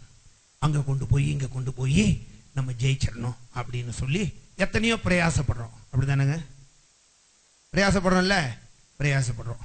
ஆனா பல நேரங்களில் தோத்துறோம், பல நேரங்களில் என்ன செஞ்சிடறோம், தோத்துறோம். வசனம் என்ன தெரியுமா சொல்லியிருக்கு? யோபு 14:5 எடுத்து வாசிங்களேன். யோபு 14:5. நாட்கள் இம்மாத்திரம் என்று குறிக்கப்பட்டிருக்கையால், அவ்வளவுதான் லிமிட்டியா? ஆமே, அவனுடைய நாட்கள் இவ்வளவுதான் என்று குறிக்கப்பட்டிருக்கையில், குறிக்கப்பட்டிருக்கும் போது அவனுடைய மாதங்களின் தொகை உம்மிடத்தில் இருக்கிறது. அவனுடைய மாதங்களின் தொகை, ஏன் நாளின் தொகை, நிமிடம் தொகை, அப்புறம் செகண்ட், எல்லா தொகையும் உம்மிடத்தில் இருக்கிறது. அவன் கடந்து போக கூடாத எல்லை, அவன் கடந்து போக கூடாத எல்லையை அவனுக்கு ஏற்படுத்தினீர். அதுக்கு மேல என்னதான் ட்ரீட்மெண்ட் கொடுத்தாலும் ஒரு நாள் கூட உயிரோடு கூட இருக்கக்கூடாதபடிக்கு ஒரு எல்லையை கர்த்தர் என்ன செஞ்சிட்டாரா, ஏற்படுத்திட்டார். இவ்வளவுதான் அப்படின்னு நியமிச்சிட்டார். அவ்வளவுதான். அப்ப நம்மால ஏதாவது எக்ஸ்டெண்ட் பண்ண முடியுமா? சில ஆஸ்பத்திரியில் பாத்தீங்கன்னா ஆக்சிஜனை கொடுத்து அதுலயே ஓட வச்சுக்கிட்டு இருக்கான். கரண்ட் கட்ல ஜெனரேட்டர் ஓடுற மாதிரி. அது ஏற்கனவே கட்டாய் போயிடுச்சு, இவன் ஜெனரேட்டர் பத்தி ஓட்டுறேன் இருக்கிறாங்கல்ல. நான் என்ன சொல்றேன்னு கேட்டீங்கன்னா, அப்படியானா நம்ம பலத்தினால, நம்ம முயற்சியினால உயிரோடு கூட இருக்க முடியாது. என்னதான் பணம் செலவு பண்ணாலும், எவ முயற்சி பண்ணாலும், கர்த்தர் இவ்வளவுதான் ஐயா காலம் அப்படின்னு சொல்லிட்டா அதுக்கப்புறம் வண்டி ஓடாது, ஸ்டாப். ஒத்துக்கிறீங்களா? அவ்வளவுதான்.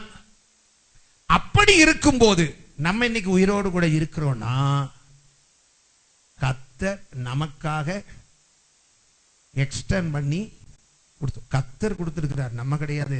கர்த்தர் எக்ஸ்டெண்ட் பண்ணி கொடுத்திருக்கிறார். எதுக்காக? இங்க சொல்லியிருக்கேன், கர்த்தருடைய செய்கைகளை விவரிக்க. நான் சாகாமல் பிழைத்திருந்து கர்த்தருடைய செய்கைகளை, இதை சொன்னது யாரு? தாவீது. தாவீதுக்கு வந்த மரண கண்டம் எத்தனை தெரியுமா? வாசிச்சு பாருங்களேன். 1 சாமுவேல் 18:11. 1 சாமுவேல் 18:11. அப்பொழுது சவுல் தாவீதை சுவரோடே சேர்த்து உருவ குத்தி போடுவேன் என்று ஈட்டியை அவன் மேல் எறிந்தான். நல்ல எய்ம் பண்ணி எறிந்தான். ஆனாலும் தாவீது விலகி, ஆமா, அவனுக்கு கர்த்தர் அந்த மரணத்துக்கு தாவீதை விலக்கினார். ஆமென். சரியா? 19:1.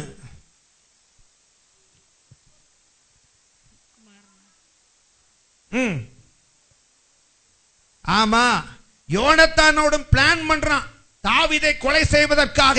கர்த்தர் அதிலையும் அவனை தப்புவித்தார். 19:5. அவன் தன் பிராணனை தன் கையிலே வைத்துக்கொண்டு அந்த பெலிஸ்தனை கொன்றதினாலே, ஆமா, தன் பிராணன், அவனுடைய பிராணன் எங்கே இருந்தது? அவன் கையிலே இருந்தது. அப்படின்னா சாவுக்கும் அவனுக்கும் இடையில அவ்வளவு பக்கம் இருந்துச்சு. ஆனாலும் கர்த்தர் அவனை காப்பாற்றினார். 19:10. அப்பொழுது சவுல் தாவீதை ஈட்டியினாலே சுவரோடே சேர்த்து உருவ குத்தி போட பார்த்தான். அப்பொழுது சவுல் தாவீதை சுவரோடு சேர்த்து உருவ குத்தி போட பார்த்தான். ஆனாலும் அவன் சவுலுக்கு விலகினதினாலே அவன் எறிந்த ஈட்டி சுவரிலே பட்டது. தாவீதோ அன்று ராத்திரி ஓடி போய் தன்னை தப்புவித்துக் கொண்டான். சரியா? அப்ப தாவீதுக்கு இன்னும் சொல்லலாம், இன்னும் சொல்லிக்கிட்டே போலாம். தாவீதுக்கு வந்த யமகண்டம் எத்தனை தெரியுமா? எத்தனை யமகண்டம்? ஒரு விசை ஒரு சிங்கத்தை கண்டேன், ஒரு விசை ஒரு கரடியை நான் கொன்றேன், இப்படி சொல்றான்ல. இதெல்லாம் சாவுதான் ஐயா, இதெல்லாம் சாவுதான். இத்தனை மரணம் அவனுக்கு பக்கத்துல வந்தாலும் ஒன்றும் அவனை சேதப்படுத்தவில்லை. ஆமென்.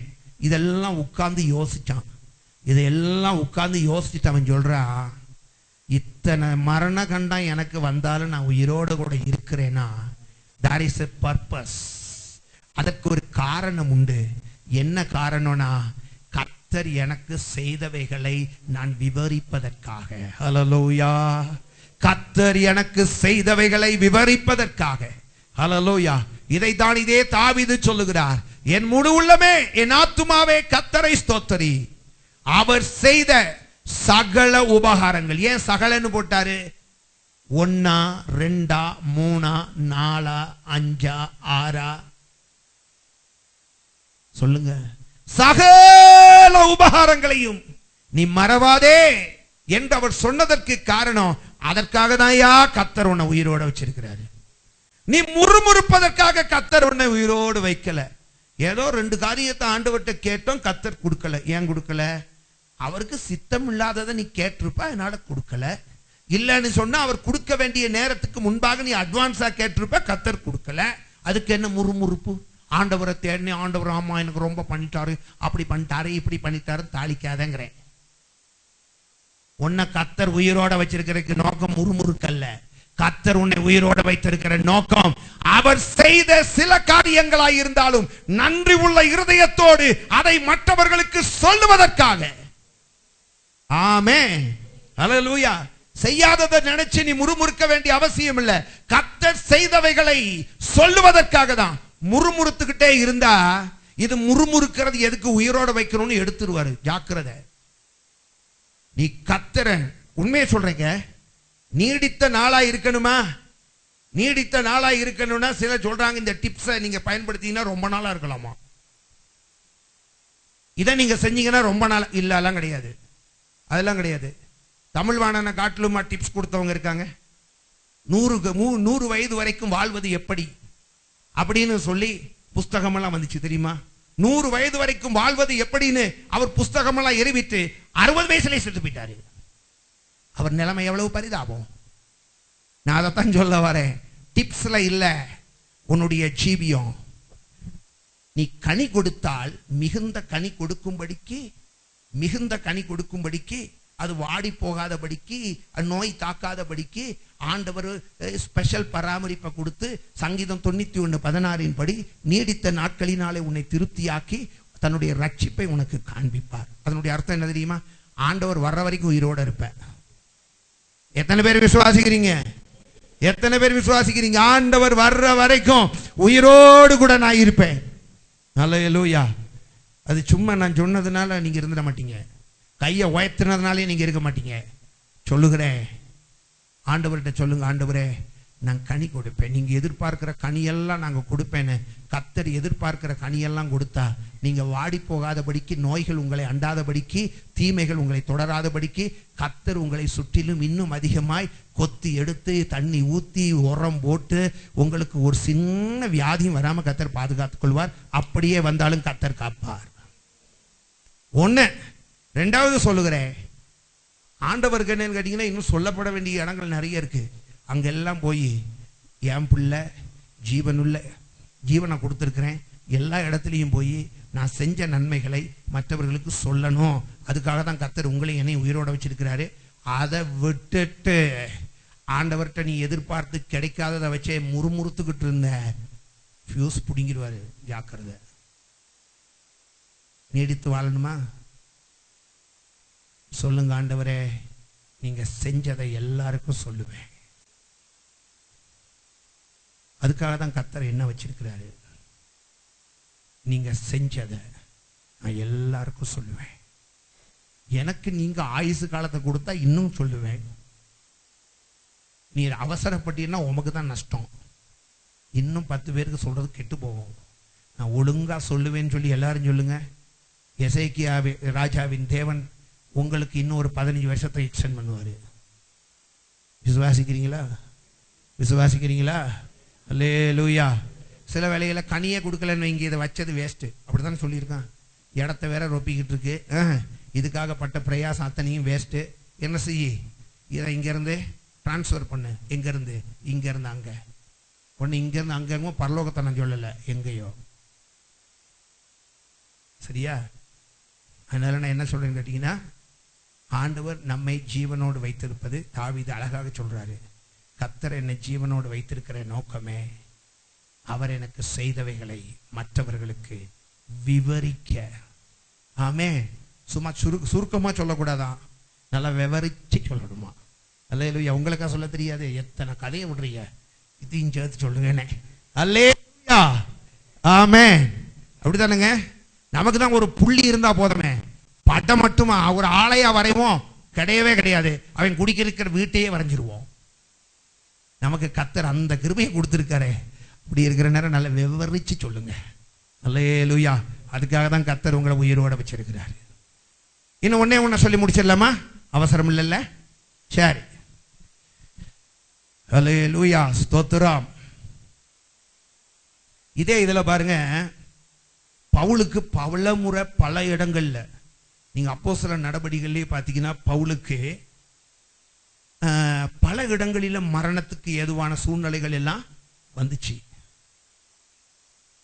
ஆனா இந்த பவுல் பாருங்க, ஆண்டவர் அந்த மரணத்துக்கு ஏதுவான சூழ்நிலைகள் எல்லாவற்றிலும் இருந்து ஆண்டவர் என்ன செஞ்சாரு? ஆண்டவர் என்ன செஞ்சாரு? பவுலை பாதுகாத்தாரு. இப்ப என்ன செஞ்சாங்கன்னு கேட்டீங்கன்னா, பவுல் இடத்துல வந்து சொல்றாங்க, இயேசு கிறிஸ்துவை குறித்து நீ எங்கேயுமே என்ன செய்யக்கூடாது, பேசக்கூடாது என்று சொல்லி அவனை ஒடுக்க பார்க்கிறாங்க. அப்பொழுதுதான் பவுல் சொல்லுகிறாரு, நாங்கள் கண்டதையும் நாங்கள் கேட்டதையும் குறித்து நீங்க என்னதான் எங்களை தடை பண்ணாலும் எங்களால் அப்படி இருக்க முடியலையே. வாயை 3 நாளும் பொக்களிச்சுக்கிட்டுல வந்துருது. அல்லேலூயா. எங்களால் தடுக்க முடியலையா? காரணம் என்னன்னு கேட்டா, அவர் எங்களுக்கு செஞ்ச நன்மைகள் எங்களை நெருக்கி ஏவுது. நீ வேற பேசாதங்கிற, எப்படியா பேசாம இருக்க முடியும்? ஒன்னும் செய்யாம இருந்தா பேசாம இருந்துருவோம். அவர் எங்களுக்கு செய்ததையும் நாங்கள் கண்டோம், நாங்கள் கேட்டோம், இதையெல்லாம் நாங்க எப்படி சொல்லாம இருக்க முடியும்? கேட்டது கூட ஒருவேளை சொல்லாம இருக்கலாம், நாங்க கண்டதை சொல்லாம இருக்க முடியுமா? அதனால சொல்லித்தான் ஆவோனா. ஏன்னு கேட்டா, பவுல் புரிஞ்சு வச்சிருந்தான், கர்த்தர் என்னை உயிரோட வச்சிருக்கிற நோக்கம் கண்டதையும் கேட்டதையும் மற்றவர்களுக்கு சொல்ல. கண்டதையும் கேட்டதையும் மற்றவர்களுக்கு சொல்ல. இதை வாசிங்க. இந்த பகுதியோட நம்ம முடிச்சிருவோம். பிலிப்பியர் 1வது அதிகாரம் 24, 26. 1:24 and 1:26. அப்படி இருந்தும் இருந்தும் நான் சரீரத்தில் தரித்திருப்பது உங்களுக்கு அதிக அவசியம். நல்லா கவனிக்கணும். அப்படி இருந்தும் நான் சரீரத்திலே தரித்திருப்பது உங்களுக்கு அதிக அவசியம். உங்கள் விசுவாசத்தின், நல்லா கவனிக்கணும், நான் சரீரத்திலே தரித்திருப்பது உங்களுக்கு அவசியம், அதிக அவசியம். உங்கள் விசுவாசத்தின் வர்த்தனைக்காகவும், உங்களுடைய விசுவாசத்தை வர்த்திக்க பண்ணுவதற்காகவும், சந்தோஷத்துக்காகவும், உங்களுடைய சந்தோஷத்துக்காகவும் நான் பிழைத்து உங்கள் அனைவரோடும் கூட இருப்பேன், உங்கள் அனைவரோடும் கூட இருப்பேன். இந்த வசனம் என்ன தெரியுமா சொல்லி இருக்கு? மற்றவர்களின் பிரயோஜனத்துக்காக நம்ம ஜீவிக்கணுங்கிறதுக்காக தான் கர்த்தர் உங்களை என்னையும் உயிரோட வச்சிருக்கிறாராம். எதுக்காக? எதுக்காக எடா சொல்லுங்க பிரின்சி, எதுக்காக நீ உயிரோட இருக்க? பிரசங்கத்தை ஒழுங்கா கேட்டியா? சொல்லு. காத்தடிக்கவா? இல்ல என்ன நீ என்ன சொல்றன்னு புரியல. மற்றவர்களை சந்தோஷப்படுத்துறதுக்காகவா? இல்ல. சரியான பதில் மற்றவர்களின் பிரயோஜனத்துக்காக, மற்றவர்களின் சந்தோஷத்துக்காக மாத்திரமல்ல, மற்றவர்களின் பிரயோஜனத்துக்காக கர்த்தர் நான் உயிரோட கூட இருக்கிறேன் அப்படின்னு பவுல் சொல்லுகிறார். 1வது அதிகாரம் 23வது வசனத்தை நீங்க வாசிச்சீங்கன்னா, ஏனெனில் இவ்விரண்டினாலும் நான் நெருக்கப்படுகிறேன், தேகத்தை விட்டு பிரிந்து கிறிஸ்துவுடனே கூட இருக்க எனக்கு ஆசையுண்டு, கிறிஸ்துவுடனே கூட இருப்பதற்கு எனக்கு ஆசை உண்டு, அது அதிக நன்மையா இருக்கும். அல்லேலூயா. அவர் என்ன சொல்றாங்க? எனக்கு ஒரு ஆசை உண்டு, அந்த ஆசை எனக்கு அதிக நன்மையா இருக்கும். என்ன ஆசை தெரியுமா? தேகத்தை விட்டு நான் பிரிந்து, அதாவது உலகத்திலே நான் மரித்து இயேசு கிறிஸ்துவோடு கூட இருக்க எனக்கு ஆசை உண்டு. அது எனக்கு ரொம்ப நன்மையா இருக்கும். அவர் சொல்றாரு, எனக்கு எது நன்மை? சாகணும், சாகணும், என் உயிர் இந்த உடம்பை விட்டு பிரியணும், நான் இயேசுவோடு கூட இருக்கணும். சரியா? எனக்கு அது ரொம்ப ஆசை உண்டு. எத்தனை பேருக்கு அது ஆசை உண்டு? எப்ப? சாகிற நேரம். எத்தனை பேருக்கு அந்த ஆசை உண்டு? நல்ல கையை வைத்து சொல்லுங்க. தேகத்தை விட்டு பிரிந்து இயேசுவோடு கூட இருக்க எனக்கு ஆசை உண்டு. எனக்கு அதுதான் என் ஆசை. அவர் சொல்றாரு, எனக்கு அதுதான் ஆசை, அதுதான் எனக்கு நன்மையா இருக்கும். என்ன நன்மை தெரியுமா? இனிமேல் ஒரு பய வாயிலே நான் விட மாட்டேன், ஒருத்தனை என்னை தடுக்க மாட்டான், ஊழியத்துக்கு போற இடத்துல ஒருத்தனை என்ன அடிக்க மாட்டான். புரியுதா? பிசாசுடைய போராட்டங்கள் எனக்கு இருக்காது. எனக்கு நன்மை எதுன்னு கேட்டா, தேகத்தை விட்டு நான் பிரிந்து இயேசுவோடு கூட இருப்பதுதான் எனக்கு நன்மை அப்படின்னு சொல்லிட்டு அடுத்த வார்த்தை சொல்றாரு, ஆனாலும் நான் சரீரத்தில் தரித்திருப்பது, நான் உயிரோட இருக்கிறது உங்களுக்கு நல்லது. அதுக்காக தான் அந்த ஆசையை கூட நான் ஆண்டவர்கிட்ட சொல்லாம நான் இருக்கிறேன். காரணம், நான் செத்து போனா, நான் மரித்து போனால் எனக்கு நன்மை, ஆனால் உங்க விசுவாசத்துல நீங்க வளருவதற்கு அது தடையாகிவிடும். நான் மரித்து விட்டால், இன்னைக்கு சத்தியத்தை கேட்டு சந்தோஷப்படுறீங்க, நாளைக்கு இதே சந்தோஷம் அறுவதற்கு வாய்ப்பு இல்லாம போய்விடும். ஆகையினால் உங்கள் நிமித்தம் பாடும் கேடும் நிறைந்த உலகத்தில நான் வாழ்வதற்கு நான் என்னை ஒப்பு கொடுத்திருக்கிறேன். மொத்தத்துல சொல்றாரு, மற்றவர்களின் பிரயோஜனத்துக்காக நான் இந்த உலகத்தில் என்ன செய்கிறேன்? வாழ்கிறேன். யாருக்காக? எஸ்தர் ராஜாத்தி சொன்னா தெரியுமா?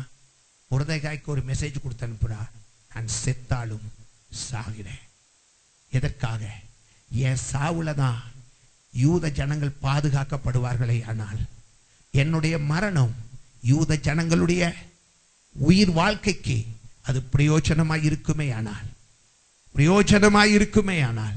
நான் சாவதற்கும் என்னை அர்ப்பணிக்கிறேன். ஆமென். என்னுடைய சாவு மற்றவர்களுக்கு பிரயோஜனமா இருக்கணும், என் வாழ்க்கையும் பிரயோஜனமா இருக்கணும். நம்ம தான் சொல்றோம், யானை செத்தாலும் 1000 பொண்ணா, இருந்தாலும் 1000 பொண்ணா. யார் சொல்றாரு? யானை ஒரு நாள் அப்படி சொன்னதே இல்லை. யானை ஒரு நாள் அப்படி சொன்னதே இல்லை. நான் இருந்தாலும் 1000 பொன், நான் செத்தாலும் 1000 பொண்ணுன்னு. புரியுதா? அப்படி சொல்றது யாரு? யாரு யாரு யாரு பிரா அசோக் அப்படி சொல்றது? நம்ம நீ என்ன சேர்க்கிறீங்க? கூட்டணி அரசாங்கம் கஷ்டப்பட்டுக்கிட்டு இருக்கு. யாரு? நான் தான் சொல்றேன். நான் தானே சொல்றேன். நான் உங்களை பார்த்து கேட்கிறேன். அப்படி சொல்ற ஒவ்வொருவரையும் பார்த்து கேட்கிறேன். யானை கூட செத்தாலும் பிரயோஜனம், வாழ்ந்தாலும் பிரயோஜனம். உங்களால யாருக்காவது பிரயோஜனம் இருக்கா? நம்ம உயிரோடு வாழ்வது மற்றவர்களின் பிரயோஜனத்துக்காக. ஆமென், அல்லேலூயா. அதனால ஒன்ன புரிஞ்சுக்கிடுங்க, கர்த்தர் அழிஞ்சு போகிற செத்து போகிற எத்தனையோ ஜனங்களுக்கு நடுவில் நம்ம இதுவரைக்கும் விட்டு வச்சிருக்கிறாரு. விட்டு வச்சதுக்குரிய நோக்கம்னு ஒன்று இருக்கு. அந்த நோக்கம் என்னன்னு புரிஞ்சுக்கிடுங்க. ஒன்று, கனி கொடுக்க. ரெண்டாவது, அவர் செய்த நன்மைகளை விவரிக்க. மூன்றாவது, மற்றவர்களுக்கு பிரயோஜனமாய் இருக்க. அப்படிதானங்க? மற்றவர்களுக்கு பிரயோஜனமாய் இருக்க. புரியுதா? இயேசுநாதர் பாருங்க, நல்லா கவனிக்கணும். இயேசுநாதர் தன்னுடைய வீட்டில இருந்து வெளியில புறப்பட்டார்னு வைங்க. புரியுதா? வெளியில புறப்பட்டாலே பிசாசு சொல்லுவான், இன்னைக்கு யாருக்கெல்லாம் நன்மை கிடைக்க போதோ தெரியலப்பா. அப்போஸ்தலர் 10:38 அப்படிதான் சொல்லியிருக்கு. அநேகருக்கு நன்மை செய்வதற்காக தான் அவர் சுற்றி திரிந்தாராம். புரியுதா? அப்ப இயேசுநாதர் வீட்டை விட்டு வெளியில ஒரு கால் எடுத்து அப்படி வச்சிட்டாருன்னா யாருக்கும் நன்மை உண்டாக போகுது. அப்படிதானுங்க? ரெண்டாவது கால் எடுத்து வச்சிட்டாருன்னா இன்னொரு குடும்பத்துக்கு நன்மை உண்டாக போகுது. மூணாவது கால் எடுத்து வச்சிட்டாருன்னா இன்னைக்கு வேற மூணாவது ஆளுக்கு ஏதோ நன்மை உண்டாக போகுது. இயேசு கிறிஸ்துவின் ஒவ்வொரு அடியிலும் கூட வீட்டை விட்டு புறப்பட்டார்னா நன்மைதான் ஐயா. அல்லேலூயா, ஆமென். இயேசு கிறிஸ்து வீட்டை விட்டு புறப்பட்டார்னா நன்மைதான். அல்லேலூயா. அப்ப அவர் ஒவ்வொரு அவருடைய வாழ்க்கையின் எந்த பகுதியிலும், இன்னும் சொல்லுகிறேனே, இயேசு கிறிஸ்துவின் ஒவ்வொரு அசைவிலும் அடுத்தவனுக்கு நன்மை இருந்தது. இயேசு கிறிஸ்துவின் ஒவ்வொரு அசைவிலும் அடுத்தவர்களுக்கு நன்மை தான். உங்க வாழ்க்கையில எந்த பகுதியிலேயாவது நன்மையா இருக்கிறீங்களா? பிரயோஜனமா இருக்கிறீங்களா? போனது போய் தொலையட்டும். இன்னைக்கு சொல்லுங்க, இனிமேல் ஆண்டவரே, நான் இப்ப உயிரோடு இருப்பது நீங்க எனக்கு கொடுத்த உயிர் பிச்சை. நீங்க ஐயான்னு கூப்பிடலனா நான் செத்திருப்பேன், அழிஞ்சு போயிருப்பேன். நான் உயிரோடு இருப்பது நீங்க எனக்கு கொடுத்த காலம். மற்றவர்களுக்கு பிரயோஜனமாய் இருப்பேன். எப்படி இருப்பேன்? மற்றவர்களுக்கு பிரயோஜனமாய் இருப்பேன். கண்களை முடிச்சோம் பண்ணுவோம். Yes Lord, we praise you. யாரும் போக வேண்டாம், தயவு செய்து உங்களை ஜெபம் பண்ணி அனுப்புவேன். Praise God. எல்லாரும் ஜெபம் பண்ணுங்க, எல்லாரும் ஜெபம் பண்ணுங்க. ஆண்டவரே கேளுங்க அப்பா. இன்னைக்கு எனக்கு நீங்க உணர்த்தி இருக்கிறீங்க, இன்றைக்கு நீங்க எனக்கு உணர்த்தி இருக்கிறீங்க, நான் உயிரோடு இருப்பது உங்களுடைய வார்த்தையினாலதான். நீங்க அப்பா கிட்ட கெஞ்சினீங்க, உங்க வார்த்தையினாலதான் ஐயா இந்த ஒரு வருஷம். Hallelujah. Yes Lord. Jesus. Hallelujah. எல்லாரும் ஜெபம் பண்ணுங்க. நிர்மூலமாகாதது நிற்பதும் கிருபை, நிர்மூலமாகாதது நிற்பதும் கிருபை. நீசன் என் பாவம் நீங்கினதே, நித்திய ஜீவன் பெற்றிடவே. நீசன் என் பாவம் நீங்கிடவே, நித்திய ஜீவன் பெற்றிடவே. காத்துக்கொள்ள கிருபை தாருமே, காத்துக்கொள்ள கிருபை தாருமே. தம் கிருபை பெரிதல்லோ, என் ஜீவனிலும் அதே. இம்மட்டும் காத்ததுவே, இன்னும் தேவை கிருபை தாருமே. இன்னும் தேவை கிருபை தாருமே. எல்லாருடைய கிருபை மட்டும்தான்.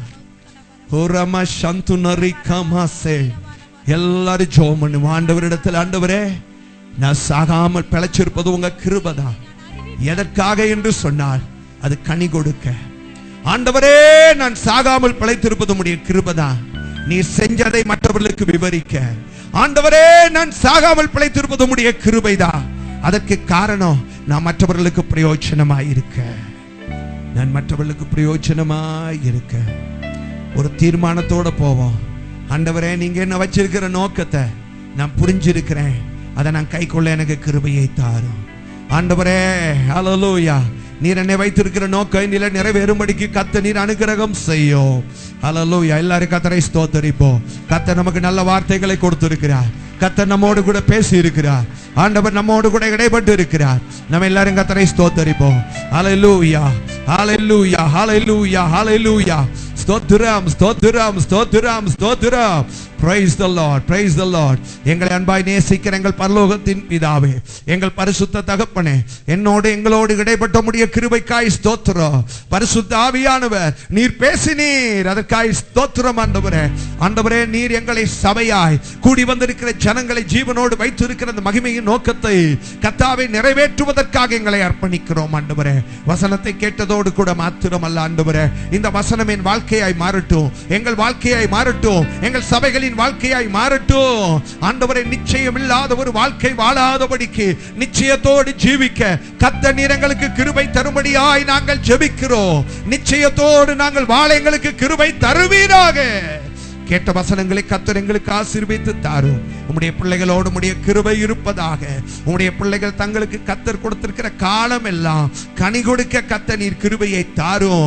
ஆண்டவரே, தங்களுக்கு கர்த்தர் கொடுத்திருக்கிற காலம் எல்லாம் உம்முடைய பிள்ளைகள் கர்த்தாவே மற்றவர்களுக்கு நீர் செய்தவைகளை சாட்சிகளாய் அறிவிக்க, மற்றவர்களுக்கு பிரயோஜனமாய் இருக்க கர்த்தர் நீர் உதவி செய்வீராக. தொடர்ந்து கர்த்தர் நீர் நன்மைகளை செய்யும்படியாய் ஜெபிக்கிறேன். முற்றிலும் பொறுப்பெடுத்துக் கொள்ளும். கனமகிமை எல்லாவற்றையும் உமக்கே செலுத்துகிறோம். இந்த வாரம் உடைய பிள்ளைகளுக்கு ஆசீர்வாதமாய் இருப்பதாக. தொடர்ந்து நடைபெற இருக்கிற ஆராதனைகள் எல்லாவற்றையும் கர்த்தர் ஆசீர்வதியும். கனமகிமையை உமக்கே செலுத்தி ஜெபிக்கிறோம். ஜெபம் கேளும் நல்ல பிதாவே.